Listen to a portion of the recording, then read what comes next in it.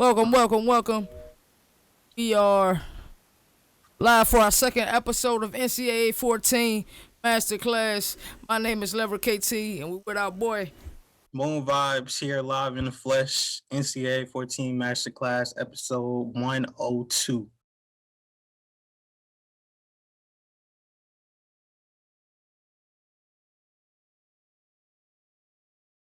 So on last week's episode, we started to get into the skill trees and give you an introduction of what you can expect with the skill tree. We talked and focused mostly on game manager, how the pros and cons of it, why it's important, why it's not as important, depending on what perspective you are looking at it from.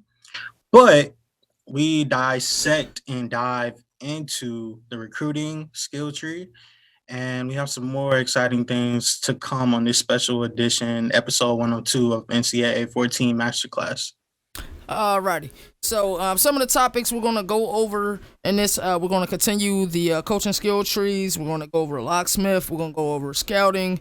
We're gonna go over royal treatment. We're gonna go over the opener, closer. We'll go over pipelines and the importance of pipelines. Moon Vibes has always preached pipelines to me, and I'm terrible at it. Also, letter of intent, instant commit, and then we're gonna also deep dive into Sparq 100. So as we go to our 2x1 screen, we're gonna pull up. We're here at the coaching skill. The recruiting, Yeah, my favorite. Hey man, Moon Vibes absolutely loves recruiting. So we're going to now go over locksmith. That's all right with you, Moon Vibes. I'm gonna cycle through the various levels of locksmith. So you can go through it, and I'll explain it. Alrighty.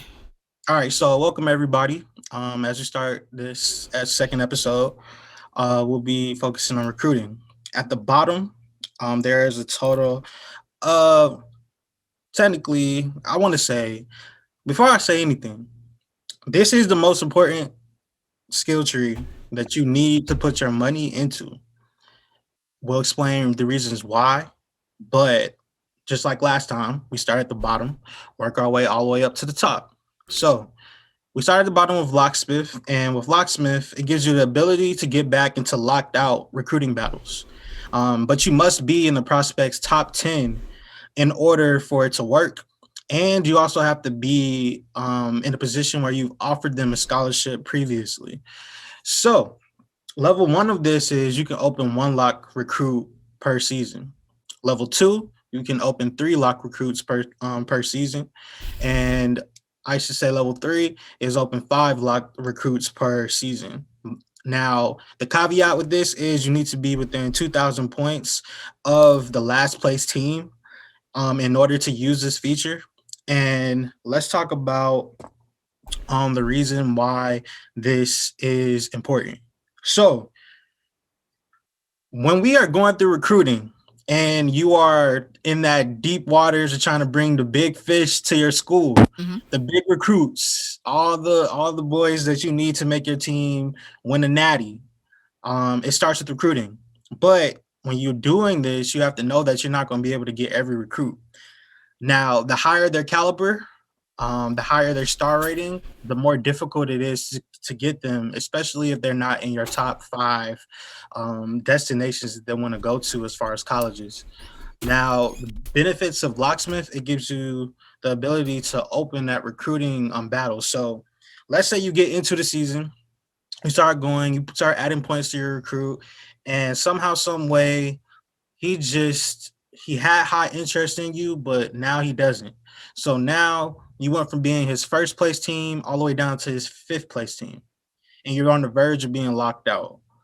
This comes into fact because if you're within 2,000 points of the last place team, then you have the ability to unlock him. Now that gets you all the way back to ground level. Now it's up to you to keep adding those points now. And even still, at the end of the day, he can choose not to come to your school. So it just works like that. The different levels gives you different it's an increased number of lock recruits that you can open. But I found out in different cases there was a 5-star recruit that I wanted in one of my previous seasons.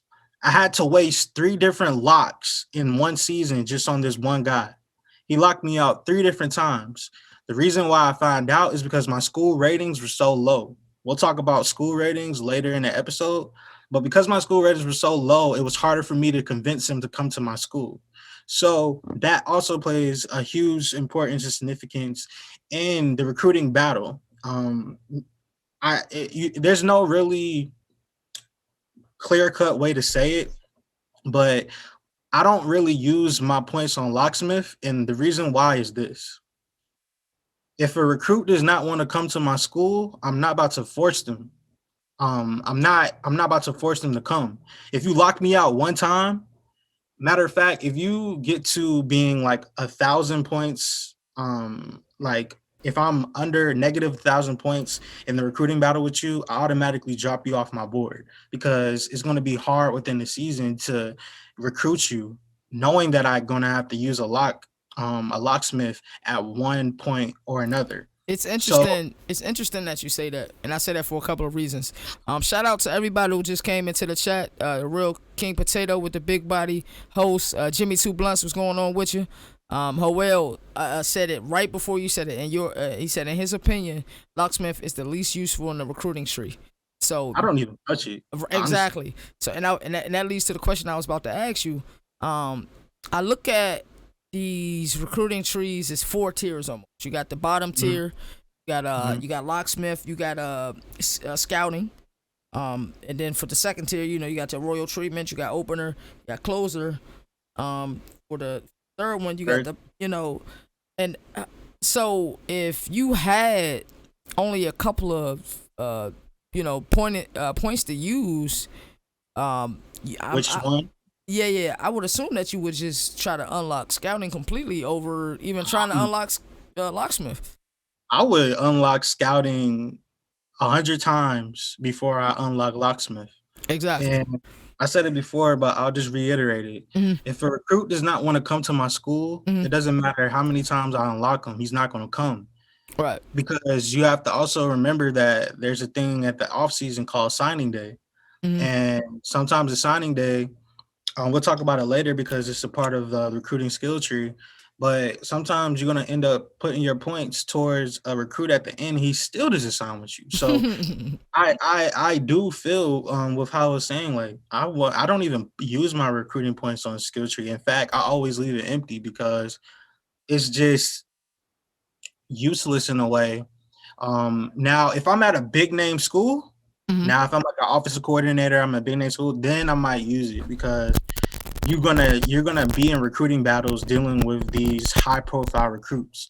But if I'm a lower ranked school and I'm building my way up, building a dynasty, and my team is, you have to be realistic with yourself. If my team is not good enough in my school rating to get these high profile recruits attentions, I'm not about to use my points or my money on locksmith. But I can tell you the pros of it and I can tell you the cons of it. But it's one of the least important in this skill tree. But now we get into the next one. And the next one is scouting. Scouting, you have a knack for discovering some of the best high school talent in America. And at this point, that's was really what it's about. I didn't really understand the importance of scouting until I got deeper in dynasties and realized like scouting was what was making and breaking my recruiting classes. I would have a top 25 class, right? But I'm looking at it and I go through the end of the season and I'm start scouting some of these players and some of the players are bust. Some of the players aren't over 60 overall. So I'm looking at it, I'm like, dang, did I kind of just waste recruits? Because you have to also weigh in the fact that you have to cut players before the season starts. So I found out that a lot of players I was bringing to my team that I'm putting on scholarship, I'm cutting because their overall wasn't good enough. So scouting comes in. There's 3 different levels to it.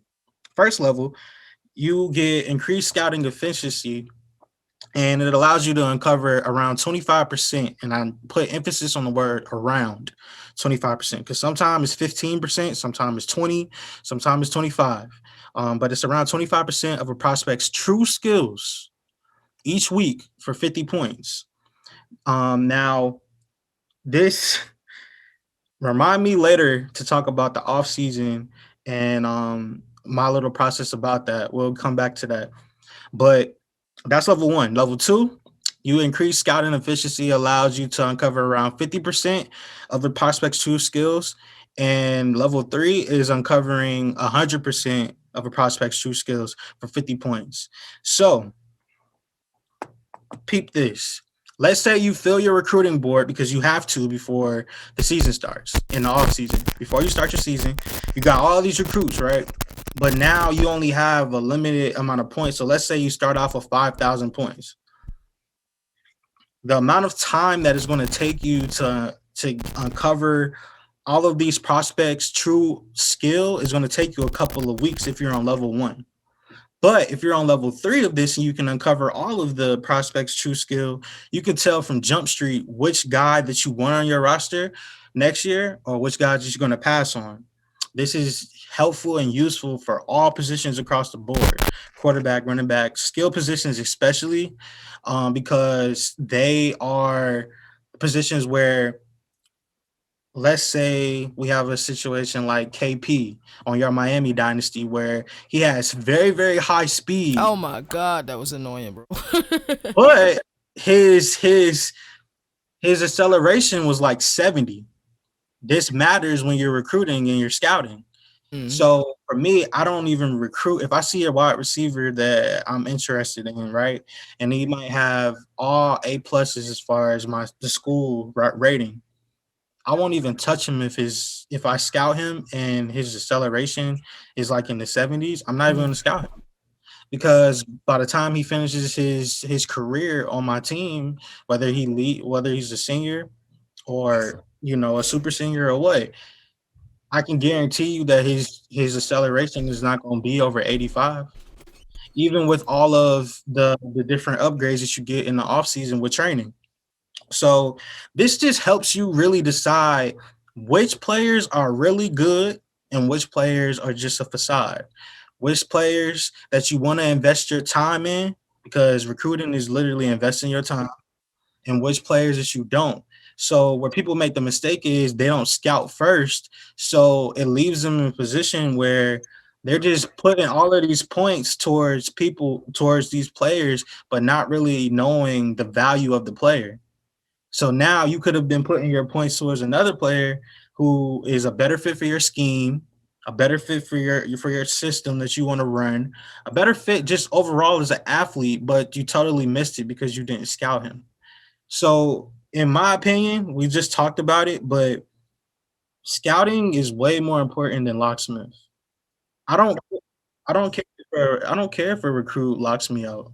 Lock me out. That's just giving me the freedom to exit you off my board and free up space for somebody else. That's just that simple. But scouting really helps me out, and I'll talk to y'all later on why it's so important to get scouting maxed out from Jump Street.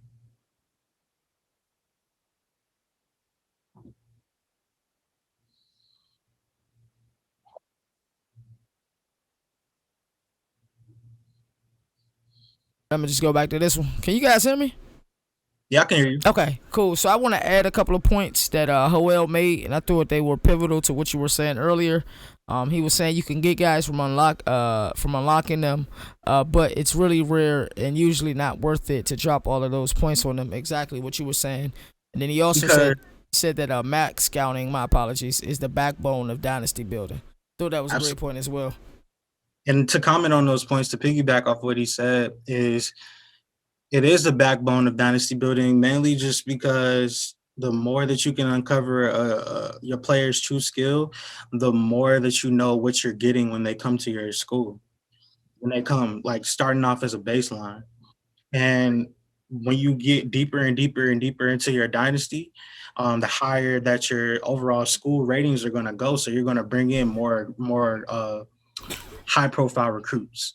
Mm-hmm. So it is the basis of it. But to their first point about it's really rare and it's not usually worth it. Mm-hmm. Not only do you have to waste a lot just to get this player on lock, but you have to drop more points on him just to stay in competition. Right. So that's like a two-way death sentence in a way. So not only am I wasting my time because you unlock me first, but I'm just like super interested in you. I'm like, okay, let me just unlock it. But I gotta drop another bag on you just to keep you, you Hey, that's know? crazy, dog. So if you and like how I just said, 3-star gyms at a small program is huge. When I was doing my Georgia State dynasty, I didn't recruit 2 stars and 1 stars. I just stayed in the 3-star range. If you're a 3-star and I'm scouting you and I'm uncovering your true skill, and I see that you're like in that 65, 70 overall, hey, come sign up. Let's come play at Georgia State. Right. But if I scout you and you're a 3-star, but your overall is like a 58, I'm looking at it like, that's tough Mm-hmm. because how much are you going to progress at my school? And in order to progress, that means I have to use you Right. in my game plans. You see other cases where you see players um progress significantly and get like high jumps and they go up 6 points in the offseason and they didn't play a single down. It just works that way. But if you look at it and if you say put it to you like this, the max that a player can increase in 4 years of being on your roster is a total of 24 points. 6 plus 6 plus 6 plus 6. That's 24, right? Mm-hmm. So you have to take that into account. So if I'm looking at it and I'm saying I get a player and I uncover their true skill and their overall is like a what, let's say a 70. I can look at it and say, okay, plus 24. By the time they get to their senior year, they'll probably be like a 90, like a Mm-hmm. 90, 94, 95. If I progress them enough. Right. But there's other cases where they don't progress as fast, and that's the downside of it. But there's also, like you said, it's also hidden attributes for recruits, and I've noticed also that the more that you scout, the more possibilities that you have of unlocking gym players. Especially if we talk about like the 3-star recruits, because I've found out that the most gyms come in that 3-star to 4-star window. If you can tap into that 3 and 4-star recruiting window and just go to work in that gold mine, Mm-hmm. you might find a lot of recruits that are bust, but you also are going to find a lot of recruits that are gyms. Right. So, we'll talk about like my little strategy about how to recruit later on, but that's just a proper baseline for the lower level of the recruiting coaching skill tree. Alrighty, so I didn't properly welcome the real King Potato to the squad. So welcome to the squad, brother. Thank you for tuning in.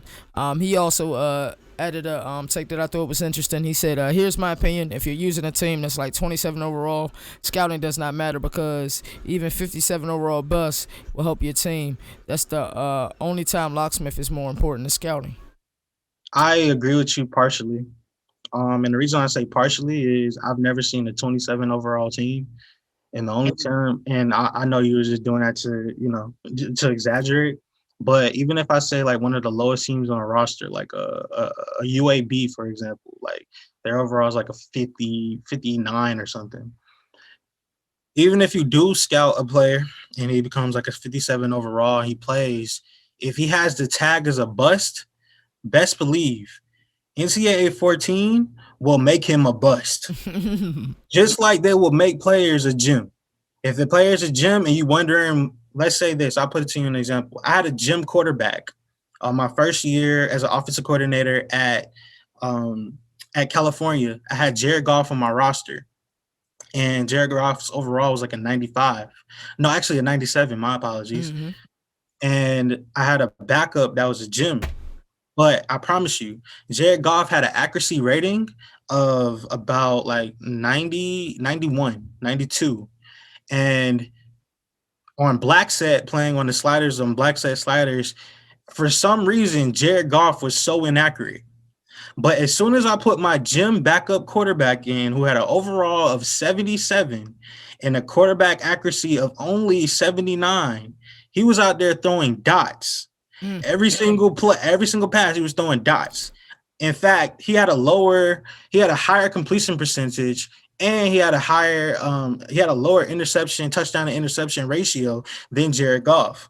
So my point is to just say, like, it's like I had to bench my quote unquote all American for a gym Mhm. because the gym was just playing better. You feel me? Like the bust, that the bust gym, they don't just do that for any no reason. It really plays a factor. So let me ask you a question, and I know we're going to cover this on a later episode. So pardon me for jumping ahead. Um, Now I know what offense you run because I run it. Thank you. Mhm. What do you think that? And even though I guess Jared Goff, he wouldn't be considered a dual threat quarterback. He's a mobile quarterback. Mhm. But would you say that your scheme fit your backup quarterback more than it fit Jared Goff? Do you think that had anything to do with it? My that's a good question. My scheme, I didn't really start to play with the scheme that I showed you with the spread offense Mm-hmm. and that spread playbook Mm-hmm. until I got to like Colorado, Colorado. Yep, I my remember. second year. My first year, I was like trying to figure out what works and what doesn't. Mm-hmm. But my backup wasn't fast. My backup probably had like a speed rating of like 71, Mm-hmm. acceleration of like 80, but he still got the job done. And I didn't even run a lot of read option. All I did was do a lot of I had him under the center a lot. Mm-hmm. A lot of under center, I formation. If I did go shotgun, I'm making sure that is not in positions where he can run the ball. So like no read option, nothing like that. So scheme does matter when you are recruiting. Right. And I think that like basically answers your question. Mm-hmm. But No, it did. You had the offense perfect for Jared Goff. It was a pro style offense, like a West Coast mhm, offense. You said you didn't even run shotgun a lot, so it mhm. was catered for his skill set. But I think it just goes back to the scouting that you were talking about. So before we move on, a couple people said something. Uh, uh, Jalen, the journalist, was talking about McNeil. When you, you know how Jalen is.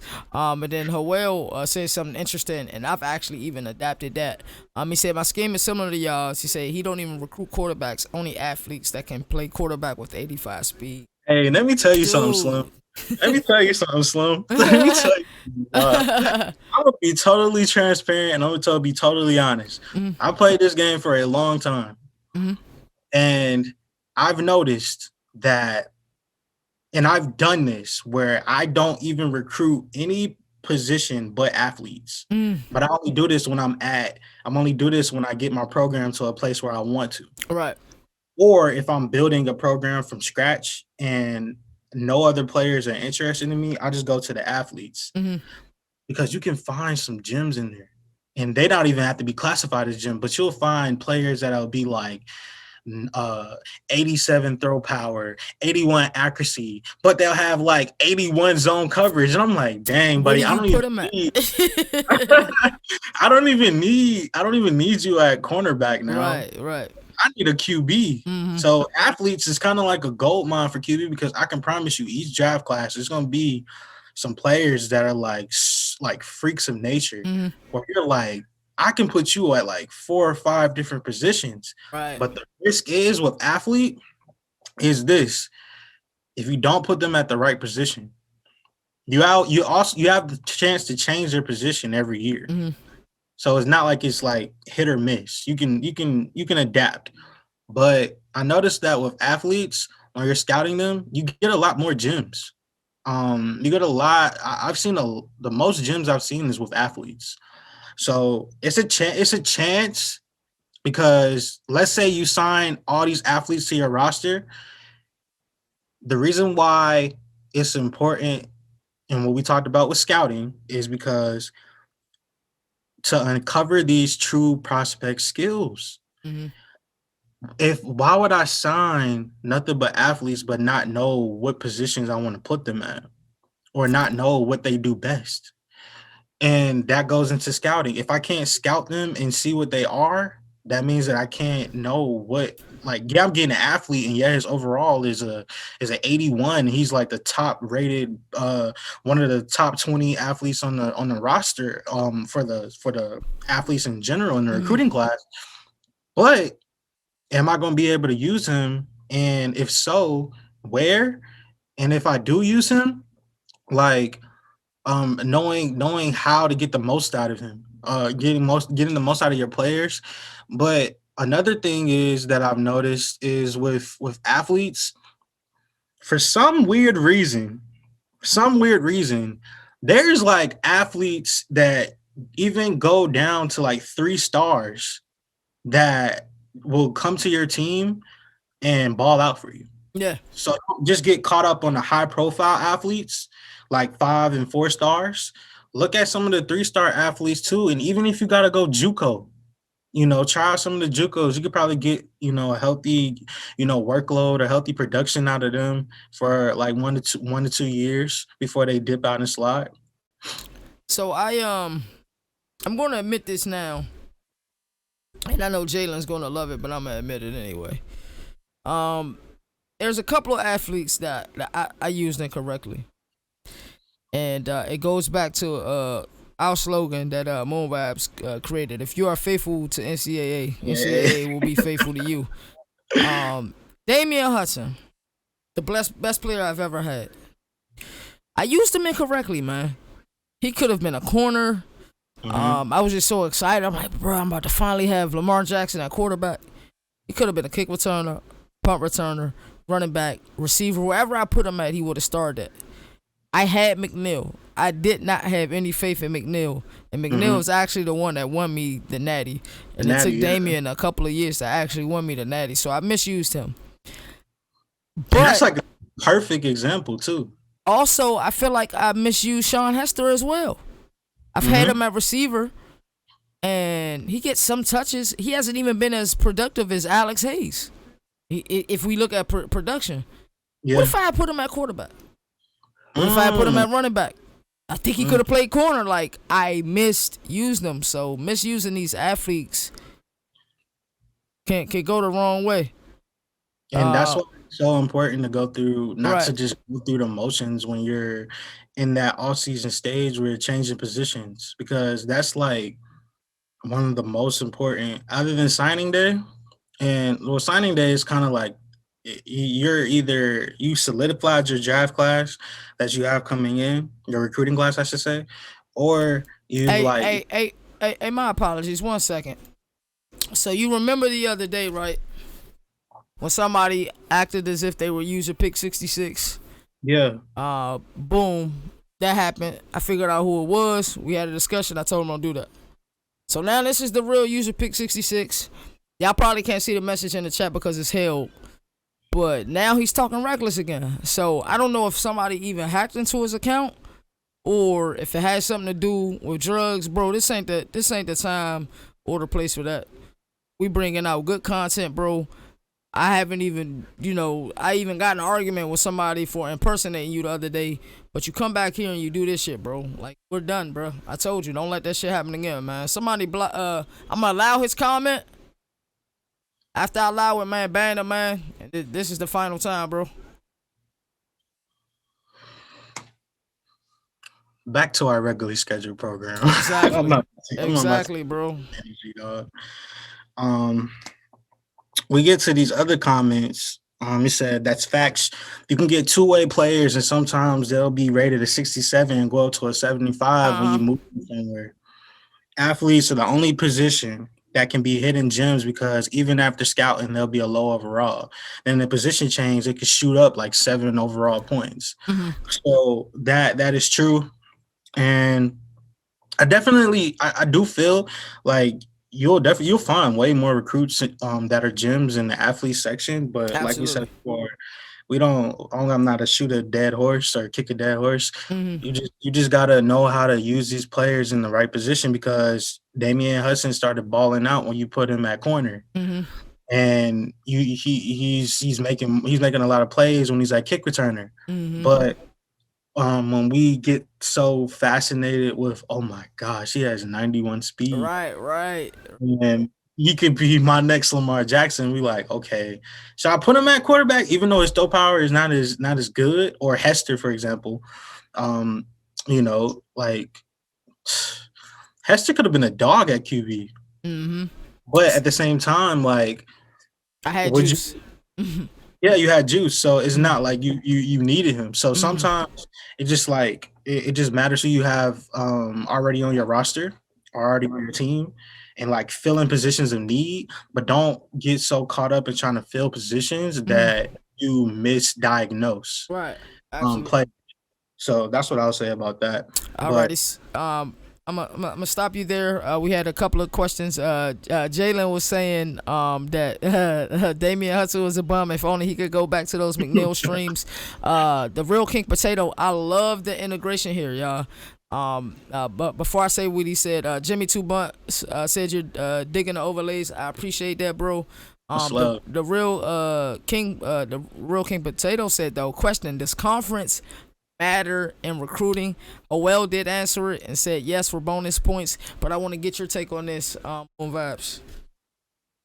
Conference matters so much because depending on how your conference did and their offseason rating determines their conference prestige when we get to recruiting and school ratings. So let's say SEC, Alabama, Mm, LSU, Georgia, Florida, Tennessee, Arkansas. Who else am I thinking I'm missing? Mississippi State, Ole Miss, Texas A&M. Off the top of my head, those schools, depending on how they did the previous year, they either start off the season ranked or unranked. Depending on how many ranked teams you have in your conference, determines your conference prestige. So it can go from like an A plus all the way down to like a B or mm, sometimes even lower. So that's the reason why you'll see SEC schools like have or be in positions where like Vandy, for example. Vandy is like in the SEC, but at the bottom of the SEC, but they're still getting helped out with conference prestige. When we look at these recruits and you look at what they are most interested in, they has most interested, and then they go all the way down to least interested. As far as the recruiting pitches that you get offered them, and what is actually going to make them come to your school. We have things like proximity and your location, like proximity to home. mm, That matters to certain recruits. To other recruits, being the championship contender matters the most. To other recruits, pro potential matters the most. Has your school put out different pros into the league? mm, But to some, conference prestige matters because in order for me to even get to the natty or to have a chance to even go pro, I got to be in the right conference to do so. So it does matter. But when it comes to recruiting, like how it said, he gave you that, for bonus points and pitches, but I wanted to give you a deeper look to it more than what he said. gotcha. So Howell added a great point. He said another mistake people make in recruiting is only looking at overall. He said looking at individual attributes is very important. Example, a high overall wide receiver doesn't matter if they are slow. Absolutely, a receiver can improve their catching a lot, but you can't teach speed and talent. Absolutely. I don't even have nothing to add to that. He Right. said he said he said everything that you possibly Right. could.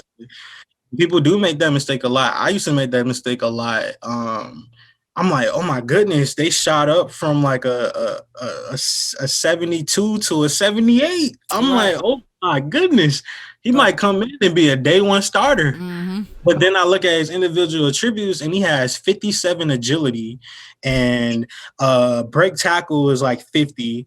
His catching is okay. But Mm-hmm. then I look at his speed and acceleration, it's like 70, 77 speed, and then like 81 acceleration. And I'm like, is this worth it? Mm-hmm. Is this really worth me? And he'll be super interested in me, like probably my first interest as far as schools he want to go to. Mm-hmm. Then I have to make that decision. Do I just get a recruit just to make the numbers look good Mhm. at the end of the year when it comes to top recruiting classes? Or do I pick a player that I can use on my team? Right, So, right. oh, you made a great point. Yeah, so Jalen, the journalist, was saying it's sort of like that in real life with conference prestige. Big Jim was saying he loves the Big 12, and he plays with Texas Longhorns. Howell added that you'll get a solid catching dude, but he got old man Jenkins beat. That's exactly right, and that's why you can't teach raw talent, uh, and you can progress them. And honestly, they're going to progress faster in areas like catching, spectacular catching traffic, even release more than they'll progress in just speed. right. They'll go up a couple of octaves every Mm, year. mm, So not you much might, though. yeah, you'll have KP like you had in Miami Dynasty come in first year, he got like a 71 acceleration, and then by the time he gets his next year, he's like 75 Right, acceleration. I'm right. like, bruh, Mm, how are you so fast but you so slow at the same right, time? right, right, right. Yeah, you got that. What's the name? Speed. Kiwi X the Queen is in the building. How are you doing? Thank you for tuning in to episode 2 of NCAA 14 Masterclass. So up next, and by the way, Moon Vibes, Howell, Jalen, the real King Potato. Appreciate all the input that you guys added for scouting. I thought you guys did a wonderful job with that. So up next, we got Royal Treatment. Your entire staff goes the extra mile to make sure prospects have great visits. Set 1, 2, and 3. Moon Vibes, it's on you, brother. Level one of this is I'm gonna break it down level by level. Level one, Mm-hmm. the week every recruit visits your school, you'll receive a bonus of 100 points. Level 2 is a bonus of 200 points, and level 3 is a bonus of 400 points. So Mm-hmm. it basically just doubles the higher each level. The reason why this is important is because we talk about school visits. They are important. Not only is it important to schedule your visits against teams that you know that you're gonna beat, but also, it's important to schedule your visits against teams that are your rivals, that are top 25 competition, that even top 10 competition. Because if you do win those games, they'll have an increase in rating when it's all said and done. When we look at the visit score on your cards, Mm-hmm. so this is 400 at the maximum level, 400 points added on to everything else. So they have different objectives for each recruit. So let's say I'm bringing in a QB. The objective will be um, get 200 plus passing yards, 250 plus passing yards for my QB. Or let's say it's a wide receiver. It'll say like get 100 receiving yards for a wide receiver, and it'll help. It helps so much. Now, this is like a, how do I say it? A floor just in case you lose. Mm-hmm. Just in case you lose, because you'll still have those bonus points. Now, if you win, you have a higher chance of signing that recruit. Right. But if you lose, you have a safe floor with that 400 points being that safe haven.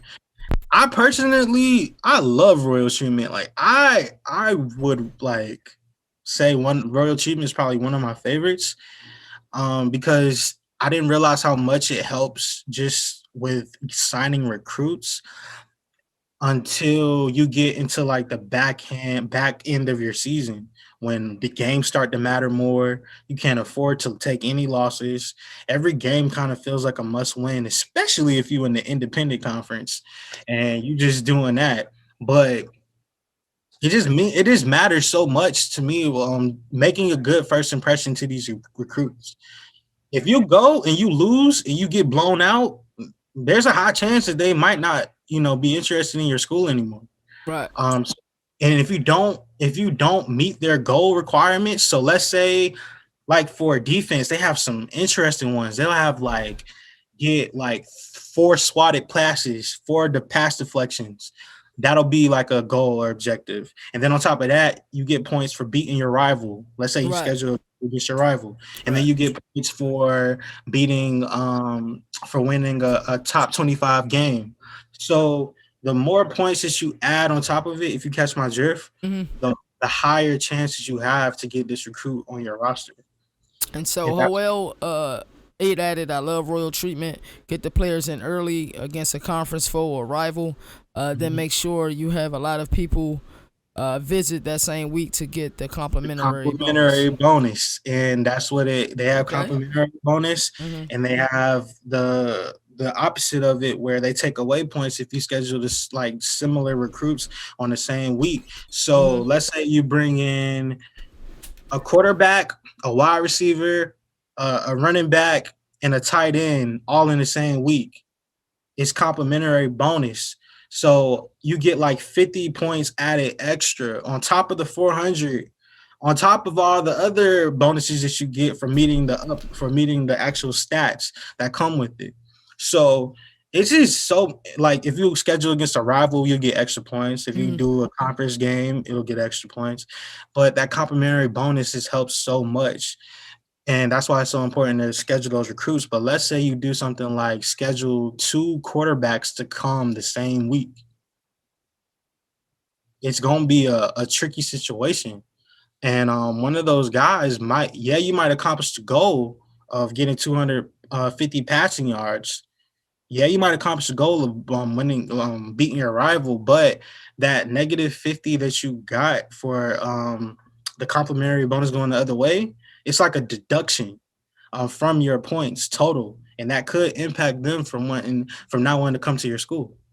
Damn. And it adds up too. If you look at it, it adds up. The bonus similar to what Howard just said. So up next, we got the opener. I'm just trying to wait till I get to my favorite one, pipeline. So we got the opener. You have an edge on your competition at the beginning of the season for recruiting. So I know up next is the closer. Hmm. Which So you one can is you can go more? ahead and max. You Which can go ahead and max it out Alrighty. for So both. which one is more important in To your me, opinion? Yeah, the opener or the closer? closer is more important, Okay. but it just depends on your recruiting strategy. For me, this is how I recruit. I'll always leave my first week open. Mhm. So that way I can go through my recruits and just scout everybody. Scout everybody. In fact, once I scout you, I only keep the recruits that I'm highly, highly interested in. So Mhm. I'll probably start with like 35 maximum recruits on my board. And we'll talk about that as far as off season and the Sparq 100 a little bit later. But I start off with 35 and then I'll probably dwindle it down to like five. Mhm. I keep like five and then I'll add like another 30 and then scout those. And then I'll just use all of my points that first week on scouting. So I know what these players are, if they're lying about their overall, what their actual attributes are in these individual sections. And then also you can differentiate between, let's say my team need is quarterback. Mhm. I'll use that first week to be like, all right, well, since my first and most important need is QB this year, let me just scout 35 of the top best quarterbacks and let me just scout all of them and see who's the best out of this whole bunch. Which ones that I like and which ones that I don't. Once I go through all 35, I keep like the top 5 and then I'll go through the next 30 and just scout them Wow. like, and there you find the gems and you find the bust. You find which ones are actually going to be suitable for you. If you run a spread offense that kind of relies on like read option, I'm not going to put a quarterback on my roster or scout a pocket passer. I'm going to transition or make my quarterbacks that I'm interested in balance or scrambler, Huh, s- and scout them. So So I'll stop and then let you talk so because you so hold up. You just said something, bro. I've cracked the never code. done. I've never done. Oh, If there's any weak part of my game, it is recruiting. I am terrible at recruiting. So hold on, because I have so many questions, and actually, Before I ask my question, I'm gonna add what Joel said. He said that in his opinion, it depends on your situation. If you have them both max, there's no difference really. But if you don't have many points, it will probably be better to max out opener. You have the ability to scout players and sign players quick before you lose 1,500 points after week 7. He also Mhm. said it's a rare situation to find where you won't have opener maxed out and not have a single skill point and closer. So hold Yeah. on, I cannot let you go forward, Boom Vibes, without this, bro. You said that you would scout the top, in your opinion, that fits your scout, the top 35 quarterbacks. You will put them on your recruiting board. Bro. Yes. So in the process of doing this, you said you figure out the top 5, I guess, based on interest, based on Mhm. attributes. Mhm. Remove the other 30 players you have on your. Because it don't matter because it's the first week. Uh huh. I'm not spending any points. In Okay. fact, I don't start spending points till at least week 3. What? I don't add any points because and I'll tell you the reason why. It's probably I gonna blow gotta your write this mind, down, but bro.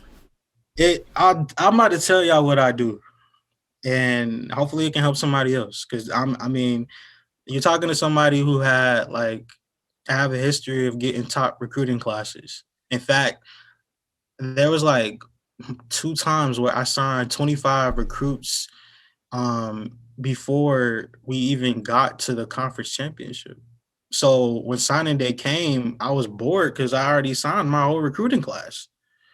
I didn't have to do a signing day. So how I did that is this. I look at my team needs. I'm like, okay, my team needs is let's just break it down even simpler. Let's not even use quarterback. Let's say I need a defensive tackle. Shout out Jamonte the God. Mhm.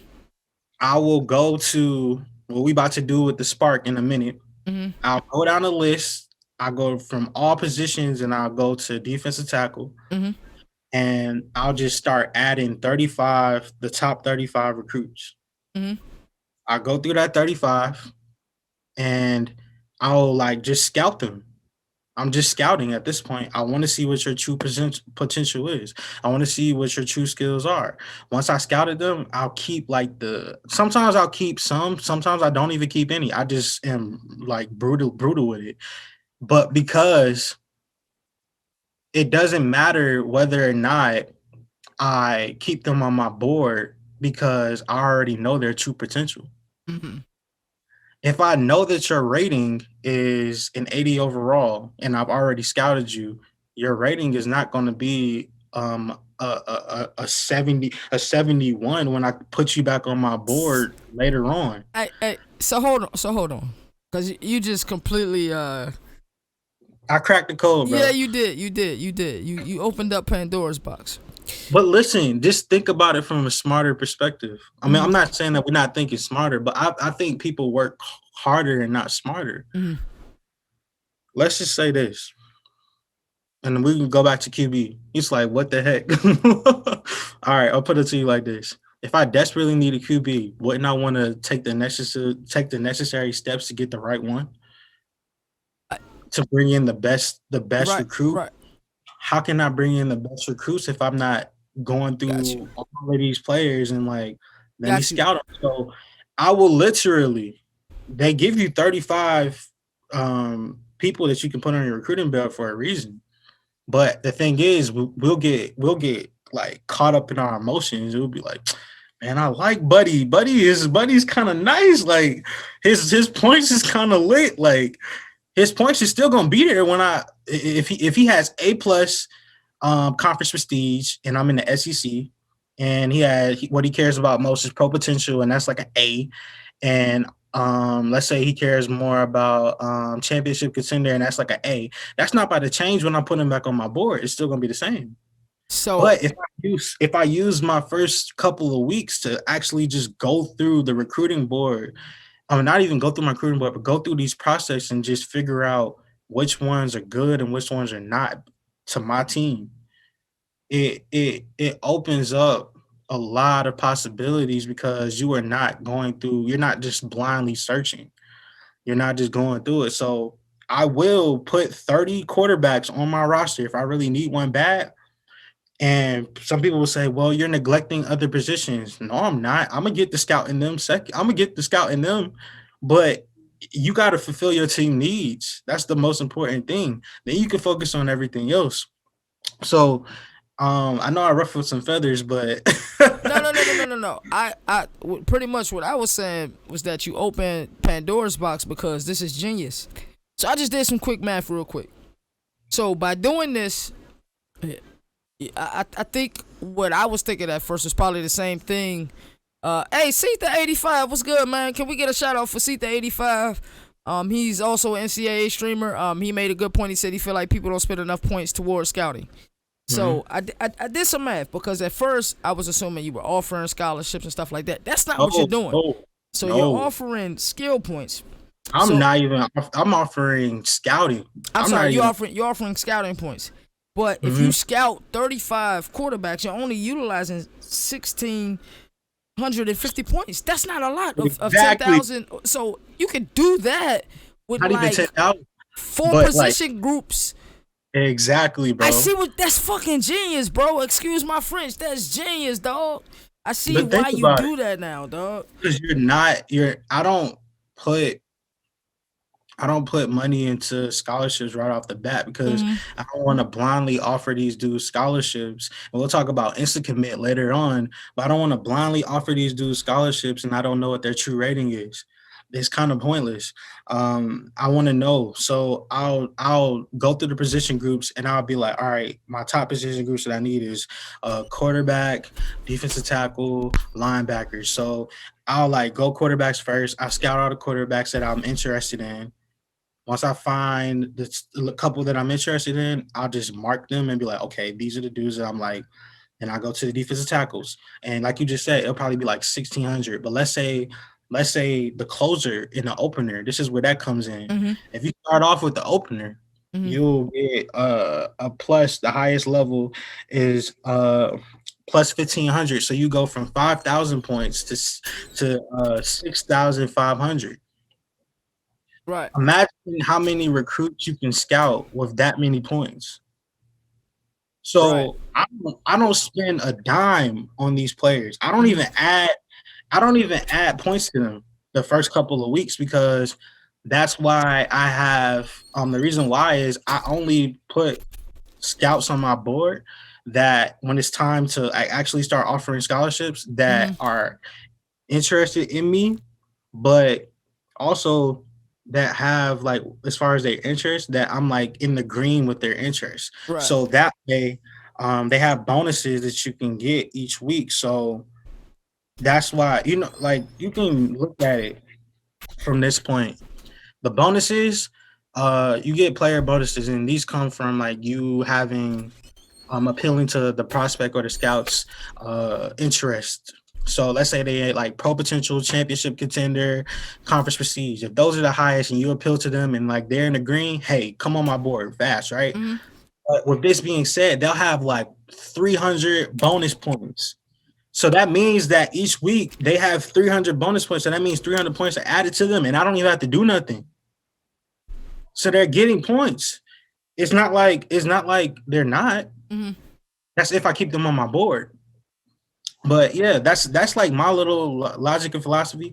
And the reason why I do it is because I've noticed the more that I scout, the not only does it help me as far as uncovering the true skill, but it also helps me in my XP for my coach.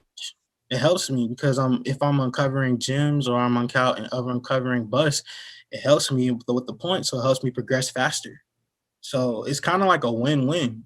But I'm maxing it out and saying 35, you know what I'm saying? Right. But it's not like I'm putting 35 players on my roster on my board and being like, okay, I'm about to keep all 35 of y'all. Nah, I'll put 35 players on my board that I'm interested in or that I like.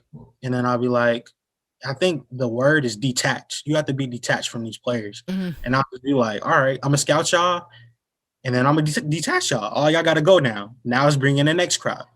And then bring in the next crop. And then out of all, when I look back over it, let's say I do that and I have 600 6,500 points, and you said you just did math, and it's like 1,600. So Mm-hmm. I could do that about 4 to 5 different times. Right. So what's 4 times 35? Basically 70, 70. I just went through 100 plus 140 plus recruits Mm-hmm. in 1 week, and I found out what their scouting, what their ratings are. It just in 1 week. That's genius, bro. That's genius, bro. For real. 1 week. That's So crazy. That's I crazy. don't I don't know if other people are going to use that or not, but if you do, just know that um you're going to need your scouting the most in that field. So I definitely agree with what Seth said, that people don't spend enough points on scouting. I'd rather use all my points on scouting than to be blindly offering guys scholarships, and like I'm just losing points, because as soon as you exit them off of your roster, you no longer off of your board, you no longer have them as far as the scholarship is voided. Wow. Wow. That was crazy. Like I, I've definitely been utilizing a lot of this stuff the wrong way. I'm definitely going to implement some of your strategies. And I feel like that one of these streams, I'm just going to focus on recruiting, bro. I'm not going to play any games, like especially during the off season. That's going to be bananas. And you just mentioned off season, but off season scouting is even important before you start your season, because when you start your recruiting board, they only allow you the ability to scout 20 players that first week. Mm-hmm. So when we talk about what we do later, the Sparq 100, I'll scout. I'll go through the Spark 100, and I'll be like, all right, every player that's interested in me, and not interested in me based on it saying interest level, Mm-hmm. but I'm talking about interested in me based on you having interest. When I look at what matters to you, Mm-hmm. interest in those being in the green, or at least they can't be below a B. If they're below a B, they're not going to have like a good amount of bonus points. So I'll pick those players, and I just scout those 20, and I'll be like, all right, this is a good baseline. So I know, okay, these top players, these are the ones that's actually dogs, and these are the ones that's like, okay, not so much. Right. Right. Right. And then these are the ones that are like, okay, yeah, you're a bust. You're just up here and as a 5-star athlete just because you're not Mm-hmm. even really good like that. So yeah, that's what I look at it as. But I just look at it as another way to really uh, go through the process of recruiting faster, because Mm-hmm. it pays off later down the road. Because let's say I get to like week 7, and some of these recruits start to drop out. I'm not gonna want to go through the motions of scouting them and all that. But what if I already scouted them previously Mm-hmm. at the beginning? Then I know what their skill rating is. It's just a matter of fit now, whether or not they fit or not. So that's how I look at it. But we talk about the 20, you can scout up to 20 players that first week. Mm-hmm. That's extremely important, because you like getting a head start. So use that. But also I wanted to mention, um, we talked about closer, basically openers, the beginning of the season. Mm-hmm. Closer is weeks 8 through 15.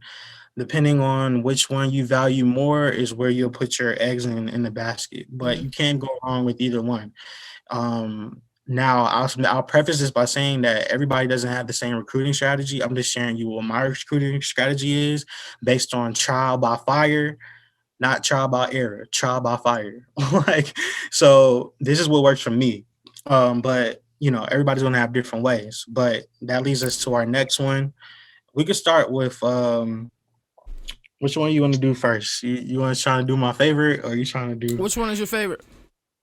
Man, you already know my favorite is pipeline stakes. Pipelines. I'm bugging. Pipelines. So yeah, we're in tier 3 of the skill trees. So pipelines, you specialize in getting to know high school coaches. I'm gonna let Moon Vibes do his thing because he loves pipelines, bro. It's all about building relationships with these high school coaches. The reason why I love pipeline so much, and it's simple to me, but um, it's added bonus. It's Mm-hmm. added bonus when you're recruiting. So let's say I'm at a school. Big Jim still in the house. Big Jim loves Texas and the Longhorns. But what if Texas only had pipeline states? Their pipeline states were um, Texas, Florida, Georgia. That's it. You have the rest of the country that you have recruits in, but if you have a pipeline state, let's say in Cali, Mm-hmm. or pipeline state in Maryland or Ohio, Mm-hmm. maybe even Tennessee Right. or Louisiana, you start to like not only have easier access to get to these recruits and more incentive for them to come to your school, but also when we look at just the pipeline states, I'm gonna read it to you. There's three different levels. Level one, you only need 5 players minimum on your roster from a state to declare it a pipeline. Level two, you only need 4 players minimum from a state to declare it a pipeline. Number level three, you only need 3 players. So Wow. the reason why you have a 70-man roster, 3 players. If you at the highest level, level three, you only need 3 players from a state for it to be considered a pipeline. You can really grow your pipeline states and essentially grow your networking field throughout the country. So, for example, I started a dynasty with Duke, and Duke only had like no, actually, it wasn't Duke. It was Georgia State. Georgia State only had one pipeline state, and outside of Georgia, and that was Florida. By the time I got to my 4th year, I had a total of 12 Mm. pipeline states. 12. So I went from 2 to 12. And some notable ones was Texas, Cali, Florida, of course Georgia, Ohio, Virginia, where else? Pennsylvania, and I think another one was like Arizona, You and it even was had some another one out west. That's crazy. out west too. But I'm in Georgia. Mm-hmm. That's And crazy. how do you have a pipeline state that's like all the way out there? But when you bring these recruits to your school, you have to keep them on your roster. And another reason why it's my favorite is when it comes down to cutting players at the end of the season, it makes it even harder because you have to really ask yourself, damn, I'm in danger. I'm in danger of losing this pipeline state. So let's say I'm Georgia State, for example, and I have a pipeline state in Florida, but I haven't maxed out that number yet. So I need 5 players from the state for it to be a pipeline state. And it's end of the season, and we got to cut players, and I only have 6 players on my 5 players on my roster. Do I and I need one? I have to cut one more player in order for me to get to 70.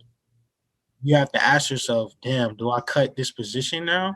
Not only just the position, but do I cut this player and risk losing this state as a pipeline Right. for future recruits? So that's one of the reasons why I love it so much. And it just helps you when it comes to dynasty building.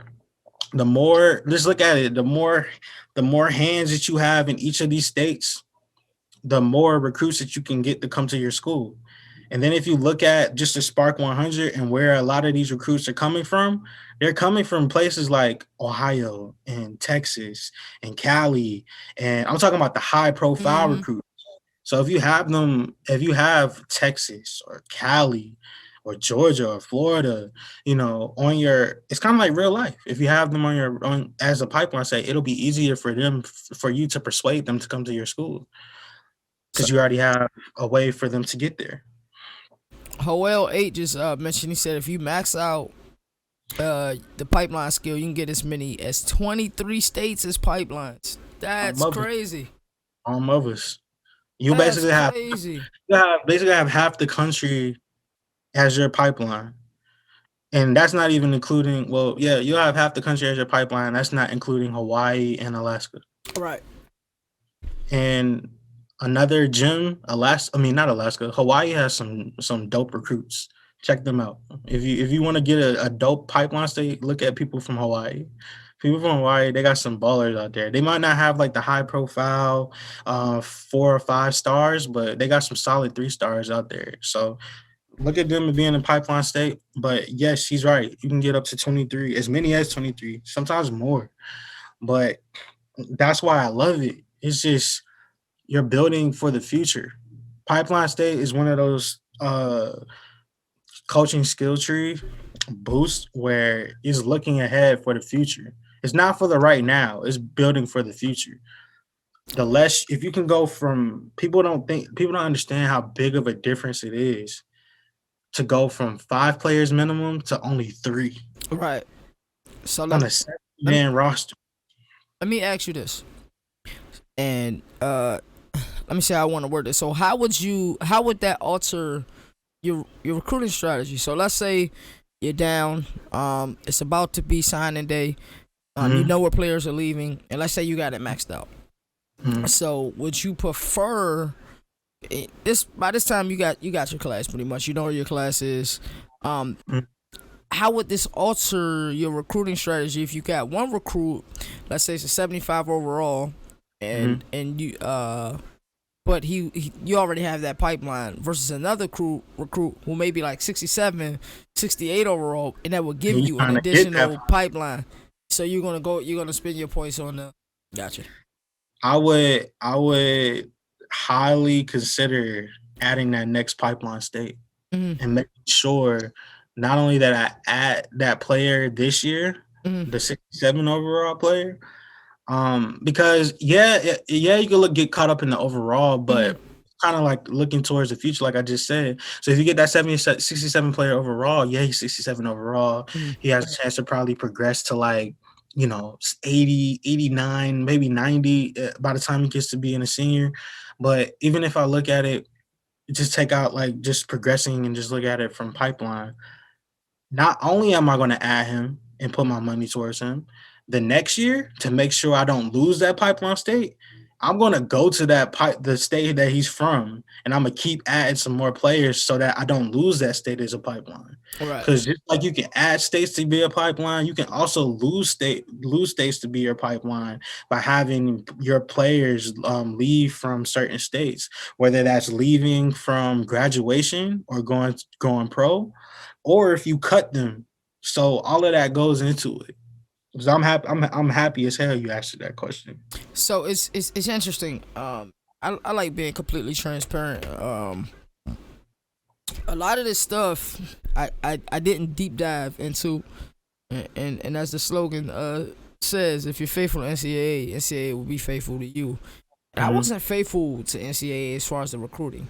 With the cutting, I was just Just playing sniping whoever. roulette. Yeah, yeah. I wasn't paying attention to pipelines. I wasn't a student of the game. I enjoy playing the game greatly, but I'm going to enjoy recruiting a lot more now that we're Mhm. going over this topics. And I know these conversations help the viewers. It's also helping me, bro. Like that, as far as playing the game, I'm pretty decent on the black set. I think I've lost like 1 or 2 games in the last 30 something games. That's not bad at all, black set. But I need to become a student of the game as far as the recruiting because I just fly through it. You know what I'm saying? But it's Mhm. so important to take your time and truly understand a lot of these things that you've been talking about. I didn't put that much weight into recruiting at all. I kind of just skipped over it. I just wanted to play the games when I first got the game. Hmm. But I think what caused me to like really take it seriously is the fact that I realized like this game actually has recruiting. Like it was like one of those light bulb moments. Like, oh Hmm. my gosh, what if Madden had this? And they have their own. They tried to have their own version of it, but they can't manipulate or get Hmm. back to what this is. And then when I started to realize how special it was, I'm like, dang, maybe I do need to put some time into it. But to what Jalen said, does having pipeline states give you boost in recruiting? Yes. Um, we talked about like appealing to a player's interest, like conference prestige, pro potential, championship contender. We'll talk about those. We'll dissect that in a minute. But Hmm. if you have them on your as a pipeline state, it's like a added 50 points added onto their points for the week if they're in a pipeline state. So yes, it definitely works wonders for you as far as bonus points. bonus points. So let's say this. Let's say you have a player, you're at Texas Longhorns, but your pipeline state is Florida, one of them. And you have a player that's on your recruiting board that has a bonus skills, I should say bonus points of 400. You don't even have to add points to him. You can literally have him on autopilot and add points. Like if you see teams starting to catch up to you in recruiting, then you can add some points. But I don't even touch them because I just got that added bonus from being like maybe his total is at 350 and now it's at 400. It does a great deal of difference, more than I ever would have thought, when it comes to it. So yeah, it does matter. How I said points and interest from class generation, home state is always a pipeline no matter what. That's facts. So like let's say like New Mexico state. New Mexico is gonna be my pipeline state automatically. I'll at least start off with one, my own state. If I'm San Diego State Aztecs, for example, I'm just naming random schools. California is gonna be my pipeline state. I might have extra ones, but that's what I'm gonna start off as a basis. If I'm Duke, Blue Devils, the North Carolina is gonna be my pipeline state. So that's just how it works. But when we get deeper into it, we'll show you like how and why they're so important. Because I know we're talking about it now, and I'm like, yeah, this cool, but I want to see it. We'll Mhm. show you later just so you can see. But we can keep going into it. I think Alrighty. uh, Go back to letter that of intent. two by one screen. Up next, we got letter of intent. You really know how to close the deal on signing day. That's one. This one is another one of my favorites. So the key phrase in that is closing the deal on signing day. Closing the deal. Level one, you gain plus 1,500 extra recruiting points for the offseason and a 5% chance you will steal a top prospect from their school. All of this has to be prefaced by saying the prospect has to be in your top 10, as far as interest in your school. Mhm. How you get them in your top 10, I be trying to tell KT this all the time, but let's say you get to like conference championship week and you know you about to go into bowl season. If you have to go to the recruiting board and start adding some of these recruits that you have an idea that you want to steal from their top school. Because if you add them to your recruiting board and let's just say you advance a week, they'll automatically be upgraded in your interest. It may not be a lot, but if they're in their top 10, you can dump all those skill points into getting them and signing them. So level one is plus 1,500 extra recruiting points. Level two, you gain plus 3,000 Mhm. extra recruiting points and for the offseason and a 15% chance you will steal a prospect from their top school. Wow. Level three, you gain 5,000 extra recruiting points for the offseason and a 20% chance you will steal a prospect from the top school. The reason why this is so important is because signing day in that window after conference championship week, recruiting closes out. So you can't even recruit. You literally have to like just wait. And yeah, I agree with what House said that letter of intent is just better than locksmith. Is better. I will put my recruiting points there. That's the one where I'm trying to get to. If Mhm. I get to letter of intent and I can max that out, then I know I'm right where I want to be in my dynasty. Because you start off in off-season points, you start off with 10,000 automatically. But let's say I've had a bad year in recruiting and I can't get a lot of recruits. That 10,000 points that I have in the offseason, let's say I have a total of 14 recruits signed and I have more room on my roster to get 11 more Mhm. because you get up to 25. But I got to split 10,000 points between 11 players or like 10 players. That's going to be hard to do Mhm.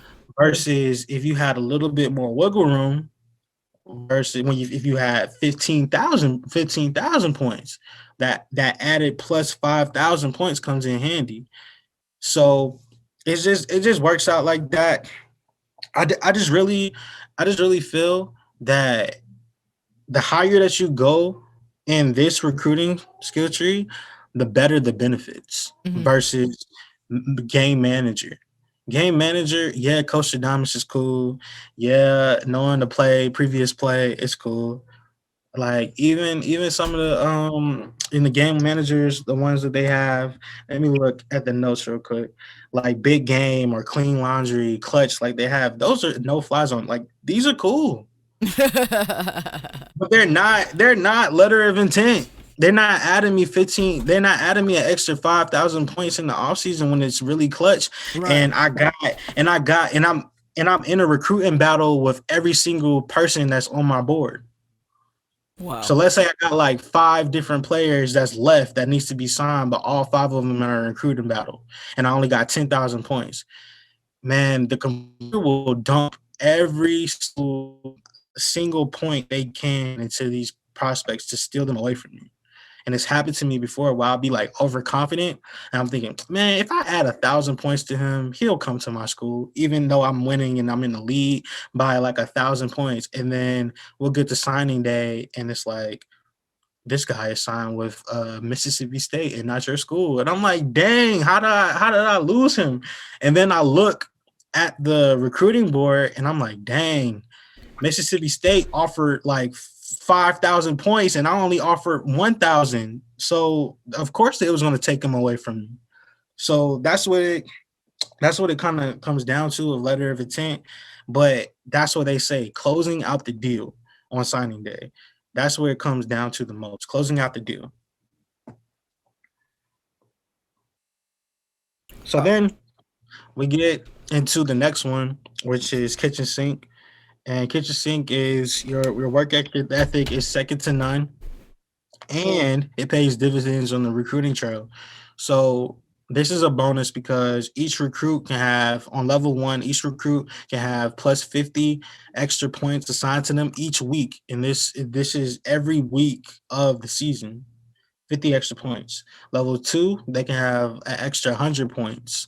Level three, they can have an extra 200 points. So imagine you going, you know how like we'll be on the recruiting board, you can max out like at 500. This is basically saying you don't have to max out at 500 anymore points that you can give them. You can max out at 700 now, on top of the added bonuses that they already get. So these schools that already have these at these top level with kitchen sink like maxed out, this is the reason why they're probably stealing these recruits away from you because they can offer them more points at the end of the day. So that's why it's valuable. It definitely is valuable. I think kitchen sink is even more valuable than locksmith. All of these are more valuable than, honestly, if I'm just keeping it real with y'all. Because if a recruit locks me out, it's game over for you. It's kind of like no coming back. Like mhm. if you lock me out one time, that's basically showing me, okay, you don't want to come to my school. All right, Right. cool. I'm about to Right. force it. Right. But you trying to force things and it's not it, and we wondering why we wasting time and wasting points when I could be focusing on somebody else that actually wants to come to my school. So, that's the benefits and importance of a kitchen sink and just adding them more skill points, more points, I should say, to these recruits to get them to come to you faster or get them to sign faster. And speaking of sign faster, we get to the last one, which is probably the one that gets a lot of hype. I knew how well was going to say that, dog. Hey, before you get that, Legion of Nerds, welcome to the squad. I promise you, won't let you down, dog. You've come to the right place. The thing that I've known, yeah, I know about Insta Commit. So with Insta Commit, this is the thing that I had to learn the hard way. I was going through all of my recruiting board, and I was just like, "Oh, I got Insta Commit now, and it's maxed out." Let me just tell y'all a baseline before I get into it. Level one, you gain a plus 10% chance of an instant commitment when you offer a scholarship. Level two, you gain a plus 15% chance of an instant commit when you offer a scholarship. Level 3 is you gain a plus 20% chance of an instant commit when you offer a scholarship. But all of this is prefaced by saying it's a key word in the phrase. You must be that prospect's top school. I didn't read that fine print at first, bro. I didn't even know that, bro. I didn't read that fine print at first, bro. It said you must be the prospect's top school. So I would go through my recruiting board and be like, all right, I'm about to offer everybody scholarships. And then I'm wondering why I'm only getting like one instant commit or two instant commits. That's because the two guys that instant committed for me were actually the top school. So what I do to combat that is if I have maxed out instant commit and I really want to just this is instant commit is actually how I got that recruiting class with 25 recruits before I even hit week 10, bro. It's difficult already enough. Yes, you heard what I said. It's difficult enough to even sign a prospect before week 10. But through instant commit, I got this happening. I signed 25 recruits before week 10. I did the combination of royal treatment with adding players with and scheduling games that I know I'm going to win, but against high profile teams, but also having my quarterback, wide receiver. Like I'll have games where, let's say I'm playing like a random school like Georgia, for example. Um, I'll have like, and I know I want to do good on my defense. I'll schedule nothing but defensive players. So I'll have safeties, cornerbacks, linebackers, defensive tackles, defensive end, anybody I think of on that visit. So if I win, there's a chance that boom, I'll recruit them. But if we talk about instant commit, it only works if they're in your top school. That's what y'all need to know. Like, do not. And I say that because you know how recruits can go up and down. They go up and down. So let's say a recruit starts off not in your like at your number 5 position on your interest or on your board. As far as them, you're their 5th school that they want to go to. Let's say the season goes on and that's how they are week 1, but like week 7 comes around and they're now number 1. You can now use that instant commit to try to see if you could snag them because they're the top school. Now, what I do is the beginning of the season, if I know I have that maxed out for instant commit, then I'll go through and I'll just add all the players that are interested in me. I'm their first school, and I'll just try it out. I'll be like, okay, cool. I'm gonna just offer all these dual scholarships, and whoever comes, they come. And you'll mess around. The most that I got in a single week, I got like 5 instant commits in a single week. That's the most that I've got. You can go more, but it's always prefaced. I didn't know this at first that you can only do it for the top school, but hopefully you can save a life. If you're faithful to NCAA, it'll be faithful to you.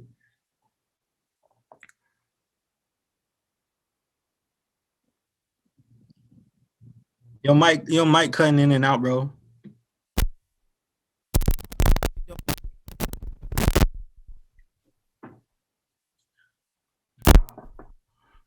Like try again.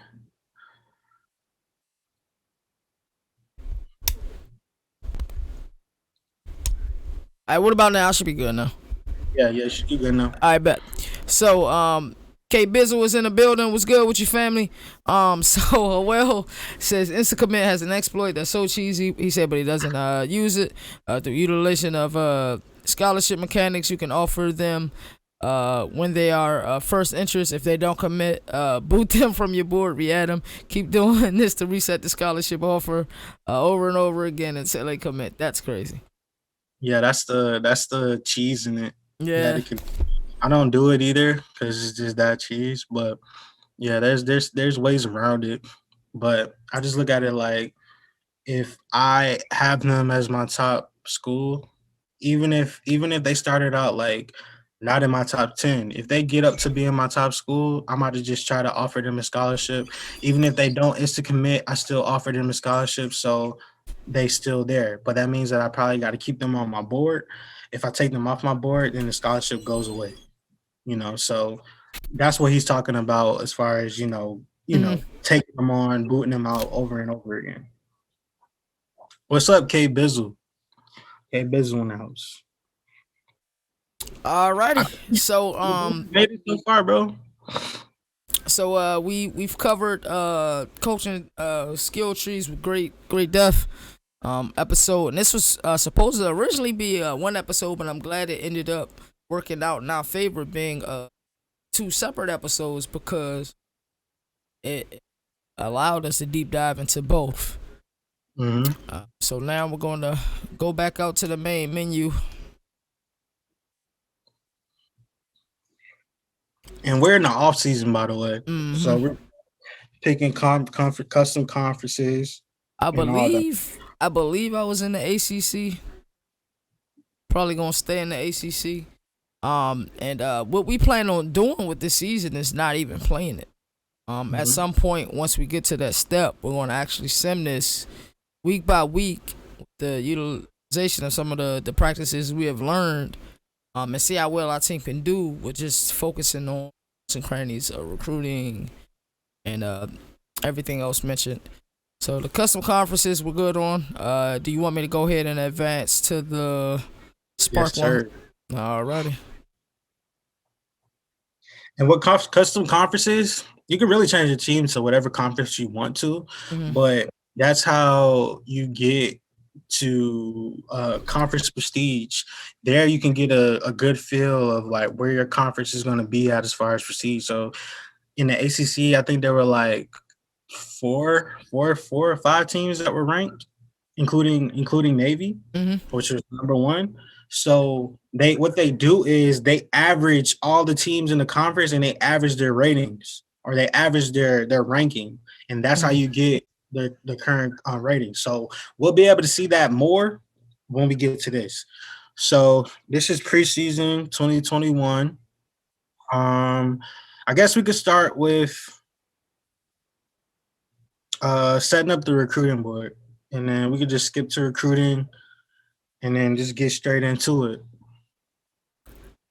Yeah, it fluctuates week to week too, based on the wins and the losses. I didn't know that. I didn't know it interchanges throughout the season. I thought it was something that was just after each season when they come up with the prestige. I didn't know that. I need to write that. Because it matters based on how these schools are ranked as a whole. So let's say I'm in the ACC, like you said, but we're number one at Navy, and then Florida State started doing good this year, and Georgia Tech goes 6-0.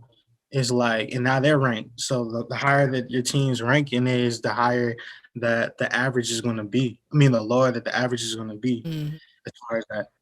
So now we get into where do you want to start first, bro? I think Sparq 100. Before we get there, Legion of Nerds, man. Hey, how's it going? We doing all right, man. Cannot complain at all, brother. Before you do Sparq, let's check out my school real quick so we can break that down. All right. You can probably kill 3 birds with 1 stone. All right, so play style. All of these are helping you to see what these recruits are looking for when they're trying to come to your school. Playing style, it just kind of depends on whether you're a pass-heavy team or a run-happy team. I've noticed that the more pass-happy that you are, and the more yardage that you average per game passing, the higher that your play style will be, because I just think recruits want to go to a school that puts up points. It just makes sense. Play time, that matters a lot. I didn't realize how much it matters until you get to a point where you build your school up and you have high profile recruits, but they can't play. So they want to go to other lower tier schools because they know they're going to play. To some recruits, that matters a lot. To others, it's not so much. Proximity to home is something that you really can't control, but a ways around it is having pipeline states. So if you're not close to them, let's say I'm at UGA, for example, and I have a pipeline and I don't have a pipeline state in Cali, I might not be good for them as far as, proximity to home. But if I have a pipeline state, if Cali's my pipeline state, then it kind of nullifies that and cancels that out. So proximity of home doesn't even matter. So coach prestige, Mm-hmm. kind of self-explanatory, the amount of games that you win Right. over over your time, and meeting and or exceeding contract obligations. After that, it's championship contender. That just goes in to show what your projected rankings are over the next 4 years, Oh including wow. this. So you see your progression of your team and where Mm-hmm. your team is going to be at. The higher that your grade is, the higher that you'll be in as far as championship contender. So with Navy right now, projected in 2021, this year was supposed to be number 13 school, top 25 finish. But in 2023, it will be supposed to be the number 3 school in the nation. So that's where we start off at. So that's where championship contender matters. Well, not matters, but that's the little breakdown behind it. And that you, like it says, you increase this by signing high caliber prospects each year. So the Mm-hmm. 4 and 5 star players. The reason they say that is you probably sign some players that by the time they get to be juniors, they're going to be like high profile athletes, all Americans. Right. Right. It's gonna work out like that. Stadium atmosphere is next after it, and that just you increase that by winning, having longer win streaks and just winning more home games, and it'll increase it. So the reason why dynasty to me is so fun is because when I started out with Georgia State, I had absolutely no one in my stands, even though we were playing in the Georgia Dome and this has a capacity of like 60,000 people.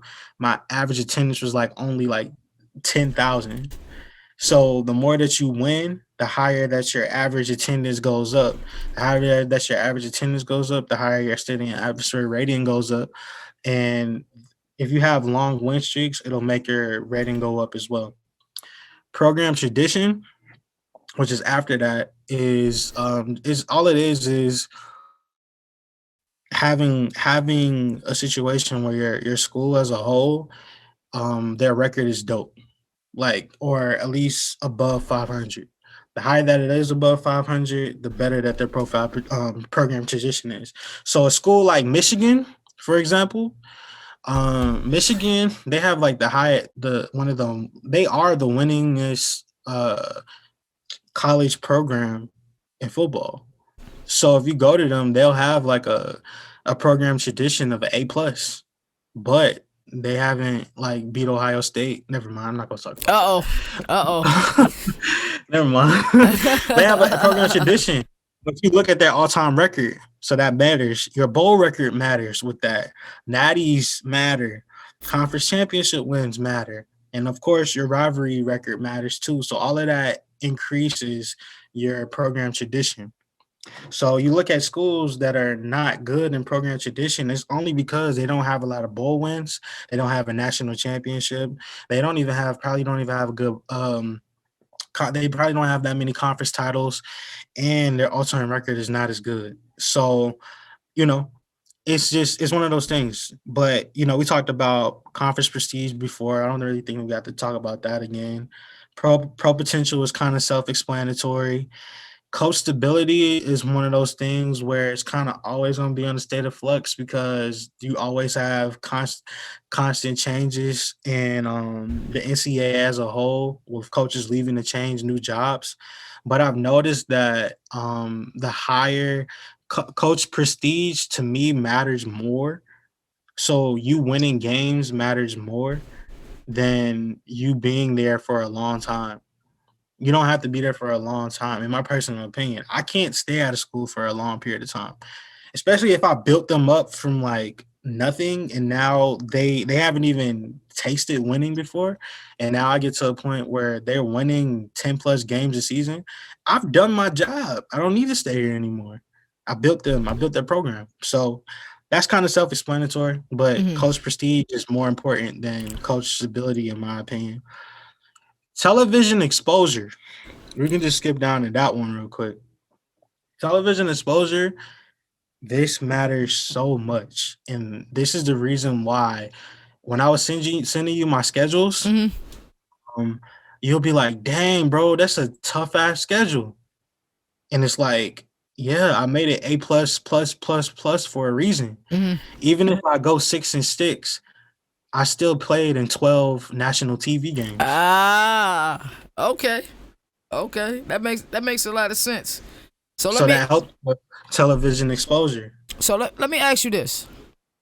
So we were starting off new dynasty. No matter what rosters we have, could Mhm. anybody pound for pound really compete with like schools like Notre Dame who plays an independent schedule, or schools like Michigan, as you mentioned earlier? I've never paid attention to this. This is like my third time owning NCAA 14. Even when the game But first came out and I was in online dynasties, I never paid attention to this, bro. but go peep this, bro. I'm about to answer your question, and I'm about to make you just look. So you get your controller and tap LT or hold LT. You can look at any school that you want to. So I guess you can go to ND and see what Notre Dame looks like. And I promise you, they're probably like maxed out at like A pluses all the way down, or maybe not. I know television exposure should be A. They on every week. Hey, yeah, you got an A, but NBC every week. You know what I'm Right, saying? They right, all right. national TV games. But go to Alabama really quick. And this is just see what Alabama. Last time I checked it on my dynasty, it was like a A plus. You know what's crazy, bro? Now, What? and I think I still can utilize this tool.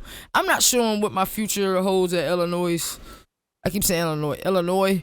But if I can look at this kind of, you know, kind of see Jesus, Alabama is nice. But think the only bad thing that they have is coaches stability, Mm-hmm. and They just that's hired a on, new coach. they just hired a new coach. They're probably like their offensive coordinator and their defensive coordinator. Their offensive coordinator just got there, Right. so that helps. But their coach has only been there like 2 years. Mm-hmm. This is probably after Nick Saban retired. So but their television exposure is A plus. Mm-hmm.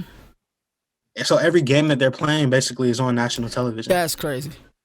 That's crazy.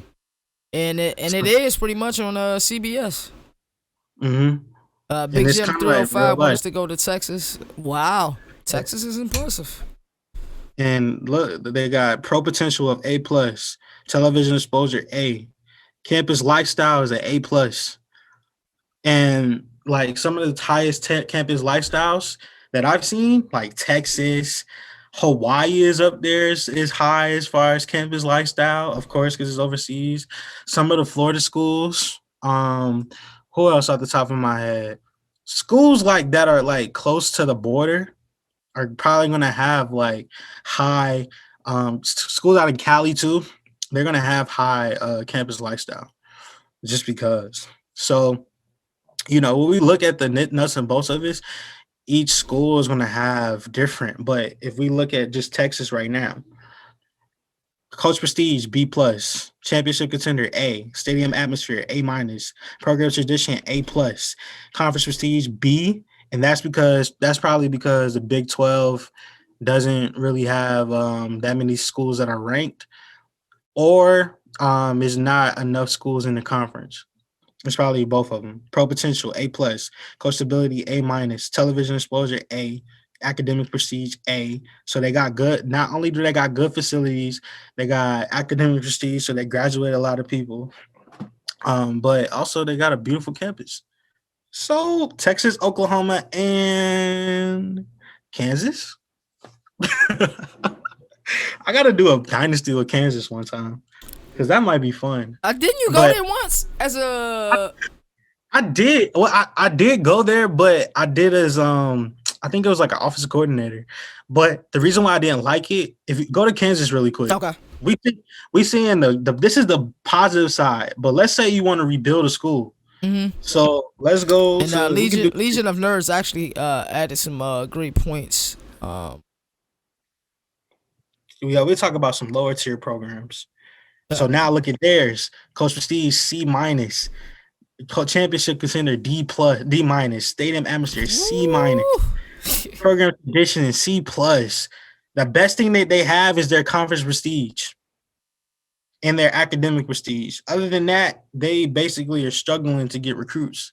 So back to what Legion of Nerds said, having a lower tier program, low level coach, etc., will make it tougher to compete for high caliber recruits who have scholarships Mhm. from other schools due to fewer bonus points and not having kitchen sink. Exactly, it's really hard to go toe to toe early on, especially when you have schools like Bama, Ohio State, Michigan, Oklahoma, Texas, Florida, I mean, in certain cases you got schools like Baylor, for example, that just be popping up out of nowhere and they'll just Mhm. steal your recruits. So it'll just work. So I try to steer clear of, if I see a recruit that I'm interested in but their top school is Alabama, Mhm. I'm like, nah, How can bro, you compete?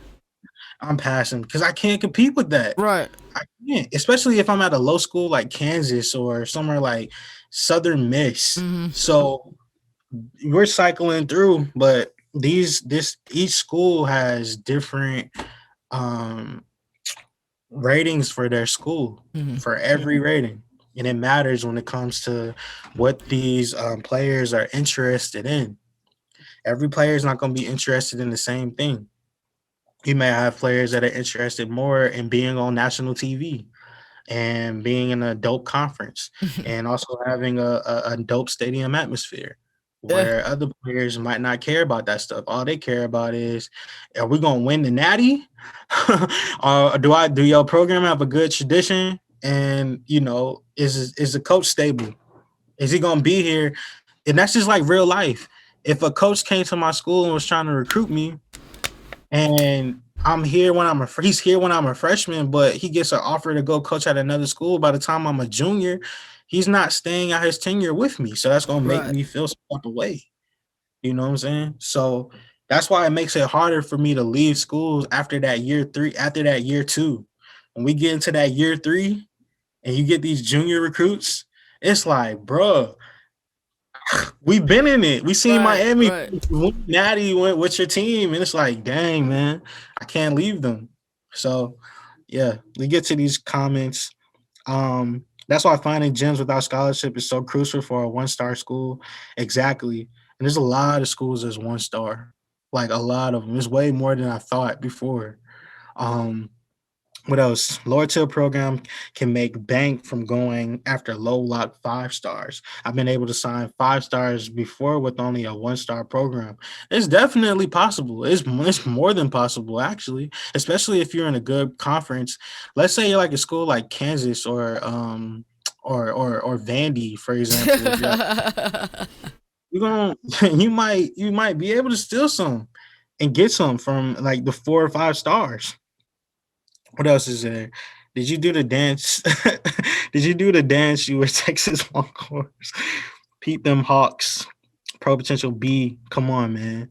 Even if Bama is the top school, it really depends on if there's a scholarship there and if they're putting points on. Sometimes they'll have Bama as a top interest, but won't be on the board. Yeah, but also if they have Bama or Ohio State or Michigan or uh, Texas, other schools is high profile, high program tradition, I'm still not touching them because I can't, if I can't compete with them in program tradition, no matter if they have a scholarship or not, it's gonna be hard for them to come to my school. When you see all these different ratings for these schools, it's kind of like, dang, what am I willing to put my time into? You know, what am I willing to sacrifice in order to get this recruit? Am I willing to have this player on my board for a long period of time, for like, 5 to 8 weeks, just to see if there's a glimmer of hope that maybe, just maybe, because even if Alabama is their top school, they probably got like Ohio State as their next one, Mhm. or and then it'll drop down, and then you'll be like number 5. So it's still a lot to deal with. But yeah, overall, it's really interesting. campus lifestyle, like what Two Blunt said, campus lifestyle is one of those where it helps, bro.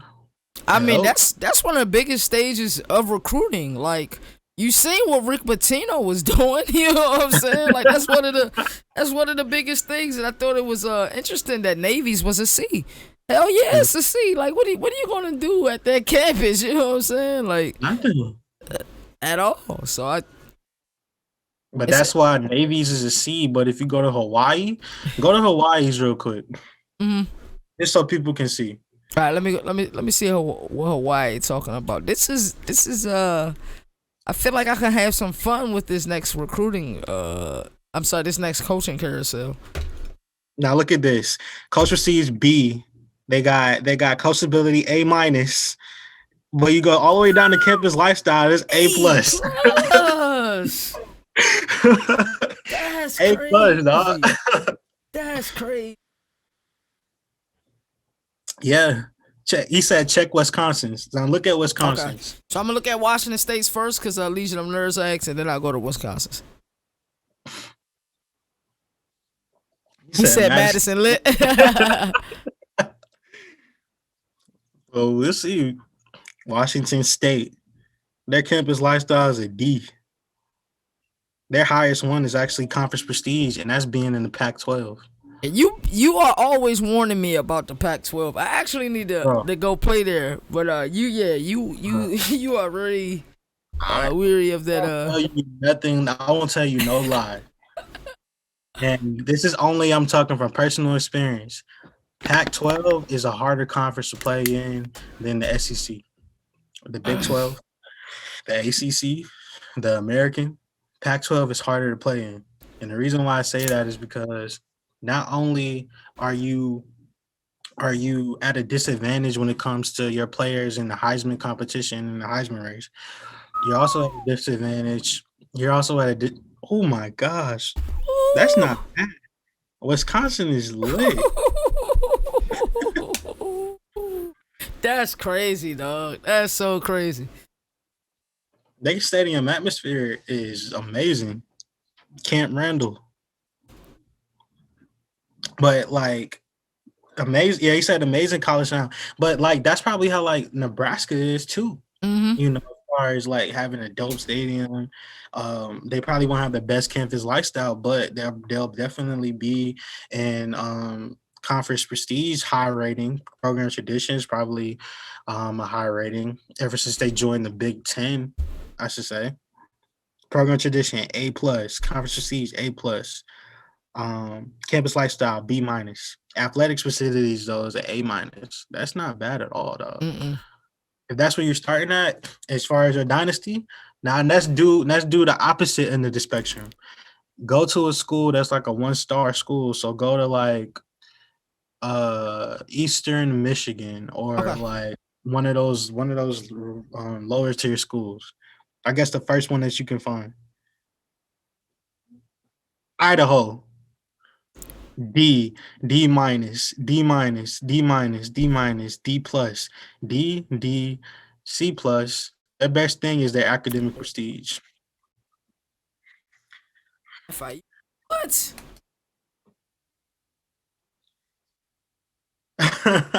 Throw some D's on them. But that's why doing a rebuild with Idaho is so brutal. Because even if you stay there for 4+ years, you're only going to progress to like C plus and best B for those ratings right there. But yeah, I think it is FIU. FIU, F, can you do FIU real quick just so they can Uh see?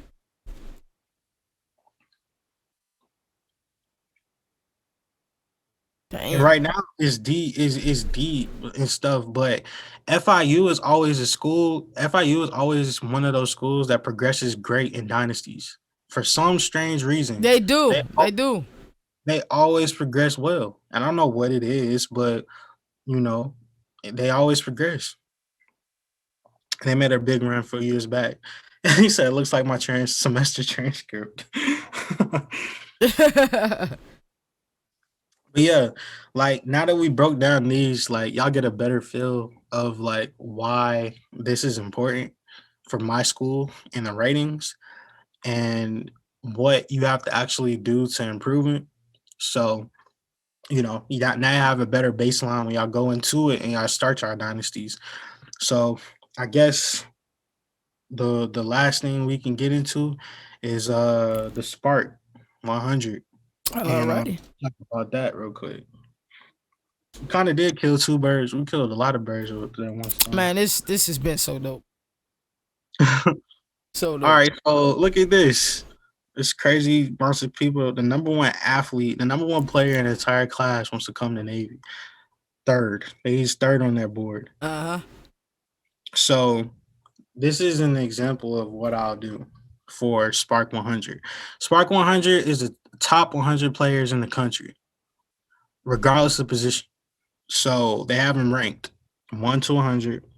And what I've noticed with this is that you can filter it by different ways. You can filter it by bench press. You can filter it by squat, by 40, your lock percentage, your interest rate.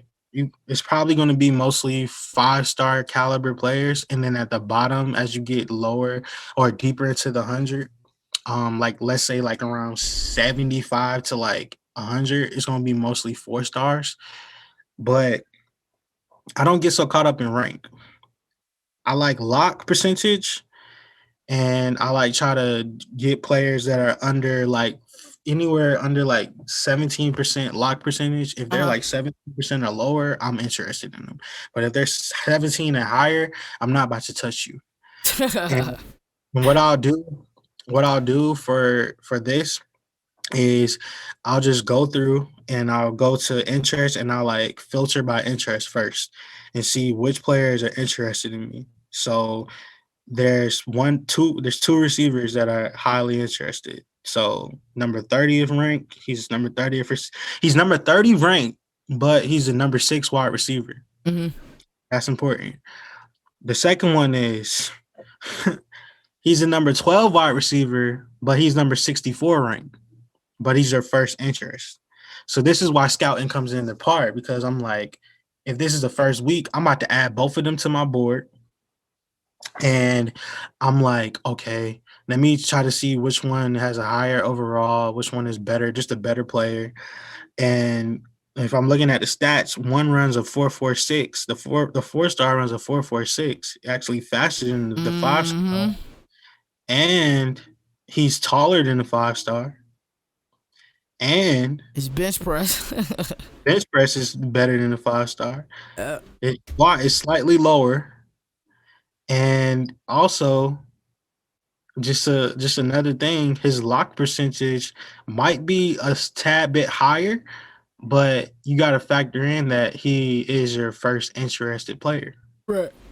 So let's go even deeper. So hit Y real quick and go to more info, and we'll do that. So here you see the top schools. Your most school, you see who's behind you: Pittsburgh, Virginia Tech, West Virginia, Georgia Tech, Michigan. Now they can have up to 10 schools in there, so it can change at any given moment. You tap RB, you go over to skills. This is why stamina, so I mean not stamina, scouting is so important because now you can only see B, C, B, D for strength, C for agility. Only thing that looks like is above A is carrying. So he looks like he's one of those wide receivers that's probably has good acceleration, good speed, not that high jumping, but he has like a high carrying, good back vision. He looks like he's probably know how to break a lot of tackles, but not because he's elusive or not because he know how to truck, but just because he's tall and he can carry it. So you can count on him not fumbling. But if you go down to his receiving real quick hmm and see what his receiving stats is, if you Wait. go left, There we go. Right there. hmm he has catch and see, spectacular catch, C, catches. All of that is basically a C. hmm But the differentiating factor, if I scout him, now I know each individual rating for what those each attributes are. So it matters a lot. Right. But my best thing is pitch info. So hit RB really quick. This is what matters the most to me. Important, Ah, most interested, very high, and you're high. So I told you, each prospect is going to have different things that they're interested in. For this guy, he cares a lot about program tradition. Navy has a good program tradition. There's A, proximity to home. He's in New Jersey right now. He's from Maple Shade, New Jersey. So it's not like it's a far job to go to Annapolis. about a 2.5 hour drive. Exactly. But where we downside at is television exposure. So that means that we got to schedule a lot of prime time or games that are going to be on national TV. So that's where we're down at. So for me, even though he's number one, I would add him to my board, but I'm not about to like keep him, let him stay there. And that's where we get to those tough decisions. Do I care about where his interests are with him being my top school? Or do I want those bonus points that come after? So exit out of him really quick. Uh huh. And let's just go on like a little mad dash real quick. So skip all of those players and just go to somebody that's not even ranked or not even on the list. Just go to some random person. I guess you can do Jimmy Bridges real quick. And let's go to see what his like skills are, his pitch skills. His is a B plus, and he cares about conference prestige. So my goal when I go through the Sparq 100 is I'm trying to find all of these to at least be all green. All green. I want it to be all green. So that way I have those Gotcha. bonus points coming. And then if I have them as a pipeline state, it's 50 extra points added. So they're I don't even have to add them points. And you're like, dang, you don't add them points in the first couple of weeks. I don't have to if they're progressing or if they have good bonus points. So if you get a recruit and you have them on your board, but like you're like, let's say you're at who did we look at earlier? Idaho, and this conference prestige is a D minus and playing time is a D. I'm not about to add them to my board Right. because they're It's not not gonna gonna. happen. Yeah, it's not gonna happen. So let's just say, let's go to someone else real quick, and I guess you can just pick somebody random, or just go keep searching. What I do is, since it automatically looks, all you got to do for each player is just tap Y, and it'll show you what you're looking at. So if you tap Y, you'd be like, oh, okay, he's not all green. I'm backing out of that. But I'm looking at his thing. I'm like, dang, he's 6'5". I'm like, okay, maybe I And he add him. got pretty decent speed too. Pretty decent speed, running 4.4. But my hope is if I can find at least 10 players on this Hot 100, and sometimes I gotta go through every single 100 player. But if I can find like 5 to 10 players that had like green for all three of those, like, and if it has any D, I'm not touching it because it's not about to help me. Got you. He's not good enough. It's not even that he's not good enough, but he's not about to help me when it comes to that. So yeah, they can be interested in you and be your top school, but they might not be All green. all green. Found So one. for him, Nelson Martin, 6'2", 197, Livingston, Tennessee, Runs a from 3.8. 438. He has a bench press of 340. Mm. Athlete, squat of 310, 77 overall. And that's without a scout. Right. And he's a second school. I would pass up them two wide receivers to get Nelson, to target Nelson. Mm-hmm. And I'm like, the number one athlete is all green. I'm adding him to my list. I'm like, okay. And my hope is just to get at least, if I can get like 5 to 10 players in this first week in this Sparq 100 that are all greens from my school. Mm-hmm. That's my baseline of players that I'm keeping on my board at all times when I go through this whole scouting thing. So you just looking and you see how the athletes though. I mean, you know what we've done. Some of the people in the chat may not know, but you know what we've done with athletes at Navy, bro. Because it's been a long time since I actually played this. I would say at least a month and a half. Since I've actually even played this, but I've always left it because, like I said, in any given moment, I could come back to it, and lo and behold, we start master class and we're back to it. Yo, y'all been giving gems tonight. They have been. I actually and I'll tell you after stream. I'll wait to tell you after stream what I had in mind. Okay. My If you want bad. our gems, oh, that's the number one safety. Whew. I would add him to my list. Damn. Because even though he's my fourth interest, Mhm. this is the grimy shit that I would do, bro. So go back to old dude McCoy real quick. If I see that his top schools is Clemson, USC, and Alabama, I'm that type of guy that was put Clemson. I'll put at least 2 of those on my schedule. Right. If I really want him, I'll put like 2 of them on my schedule because it's a win-win. Even if I lose those games, it's still national TV games. Right.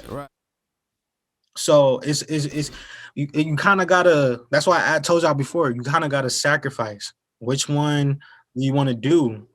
Do you want to tailor to the recruits and just fill your recruiting board with people that are interested in you, or do you want to take some risks and go look and really look to see, okay, dang, he might not be interested in me, but he fits all of my interests.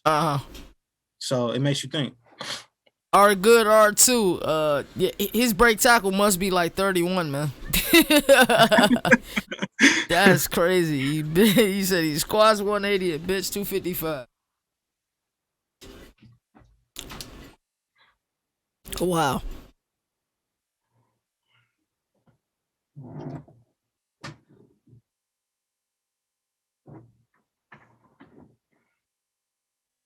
And with him, see, this is what we were talking about with that whole Ohio State, Michigan, and Alabama thing.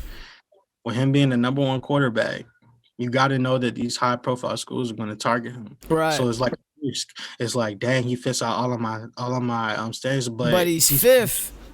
Yes, he's fifth, and it makes you think like, okay, I'm probably. And if you're thinking ahead, I'm like, okay, he is going to be a player that at the end of the year, he's going to be in recruiting battle. So you're going to have to know that you're going to have to use a lot of break locks on him just to even have a chance to get him to sign to your school.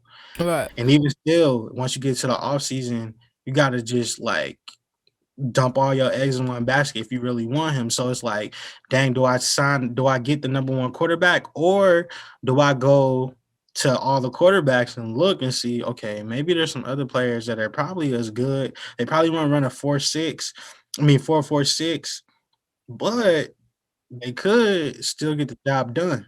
He runs a 4.46. Bench and his squad is impressive, right?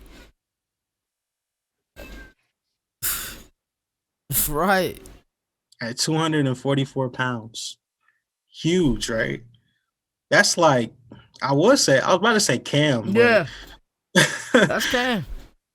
It looks like.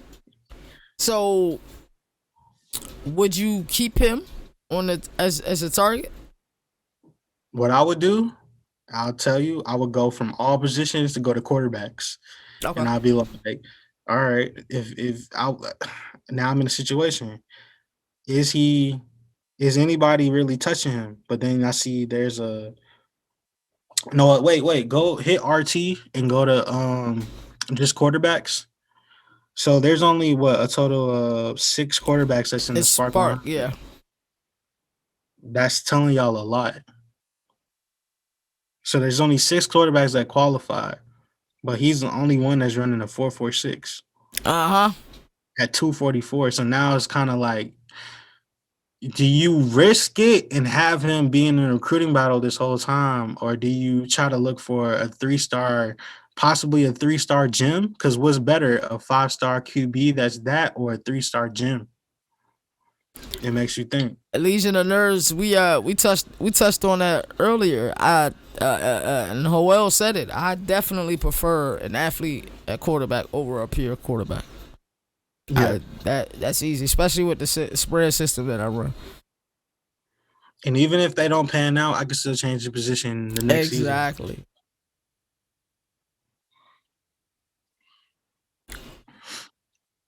So then you've added 5 prospects to your recruiting board. Mm-hmm. And I guess another trick that I do too is, I utilize the search engine and I try to fill my recruiting board like when we get deeper into it. Mm-hmm. That's where you can see your team needs. So you really need a quarterback, you need a tackle, middle linebacker. Um, yeah, it is so much depth to it. It really is. But now you can go scout. So you can keep the position as quarterback. I guess you can put Tennessee, whatever you want, any caliber. For any caliber, I do minimum caliber of 3 stars. Okay. So that's basically going to give me recruits that are 3 stars and above, and then just push A to search.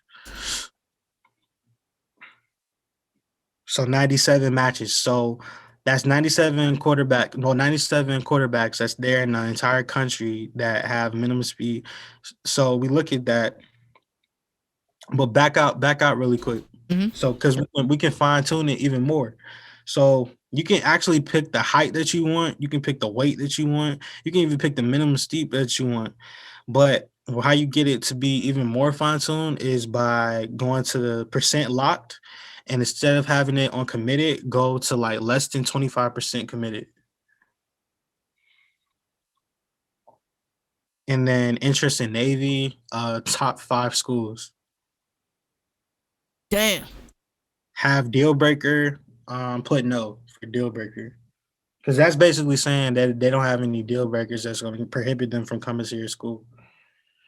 And now push search. So remember, then the first number was like 97. 97. Yep.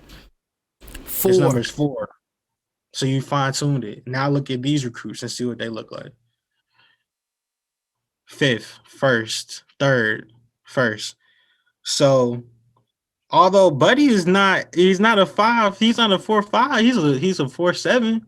He got a similar bench press, not crazy as far as a squat, but if you look at his player skill, look at more info real That's quick. crazy. Did you see what Joel just said? I found a 7'6'7" athlete that is a wide receiver.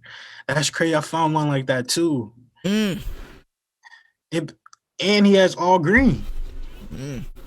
So this is where I get into the situation.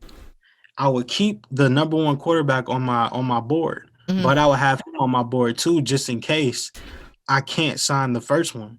Right. So have like a backup plan, and sometimes he might end up signing before the other quarterback does. Right. And he could possibly be a gem and get a big boost. You know what I'm saying? In his overall, we can go from like a to like a 65 or a 66. I think I have hope in him being a gem just because UGA wants him. Michigan State wants him. Right. And those are teams, but that also gives you a foresight to know if Michigan State and Georgia wants them and they both run pro style offenses. Mm-hmm. What does that tell you? That he's probably in high school, he's probably in that offense. Right. He's going to probably play that offense. But let's say you go to the number 100 and 1,403 ranked quarterback. I mean, player, I guess you could say. Mm-hmm. He's 5'11", 204, but he actually has a higher overall before scouting and a higher Sparq rating than your boy Williams. He's actually faster than Williams. He has a higher bench press than Williams. Right. Probably doesn't have a better squat than Williams, probably about 40 pounds. But if you look at his more info with his skills, it gives you now you're in a situation. So it's like, dang, I don't even know if I can add him to my roster or add him to my board. His acceleration is low. Super low, D. So for you to be 5'11", 204, and you have a speed of 4.6. Mm-hmm. That's showing me that he probably has a high speed, but his acceleration is super horrible. Right. You talking about mid-60s, man. Yeah. But the reason why I said that I scout that many people is not supposed to take hours to set up your board. It takes a whole season to set up your board. That's the reason why we have recruiting all season, all the way up to conference championship week, because it's a never-ending process. Even in the off season, it's never ending. But that's the fun and the beautiful part about it. So that's just an in-depth. Hmm. Yeah, So that's just the in-depth. to answer Jalen the journalist question, he said, "Are you ever going to do a master class where Moon is telling you what offense plays to run or defense adjustments to make?" So that will be in season 2. It won't be included in season 1, but season 2, we were going to deep dive into schemes, adjustments, and all of that. So season 1, a lot of it is just going to be just from the coaching aspect, from recruiting, and things like week to week for things like that. Moon Vibes, did you have anything else you wanted to add it as far as coaching skill trees or Spark 100? Nah, we've covered a lot, man. A We lot of actually content. did way more than we had planned. Hmm. But even still, you got 6 players on your board, and you can scout up to a maximum of 20, and that's just on quarterbacks. Hmm. So, we have a good starting point to add for the next episode. But if anybody has any questions, before we end the master class, we'll take them.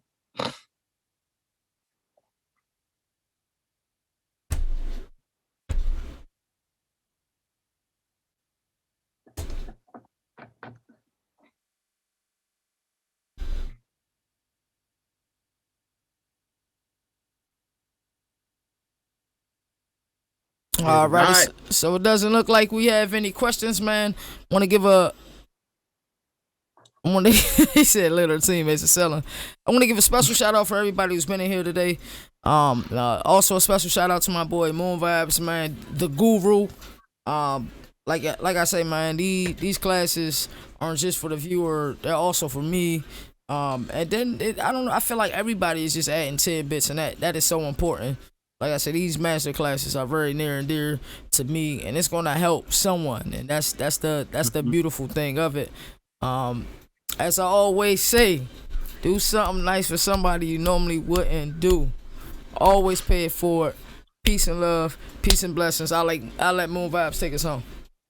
hey, peace and abundance. This episode we talked about recruiting skill tree. First episode we talked about game management.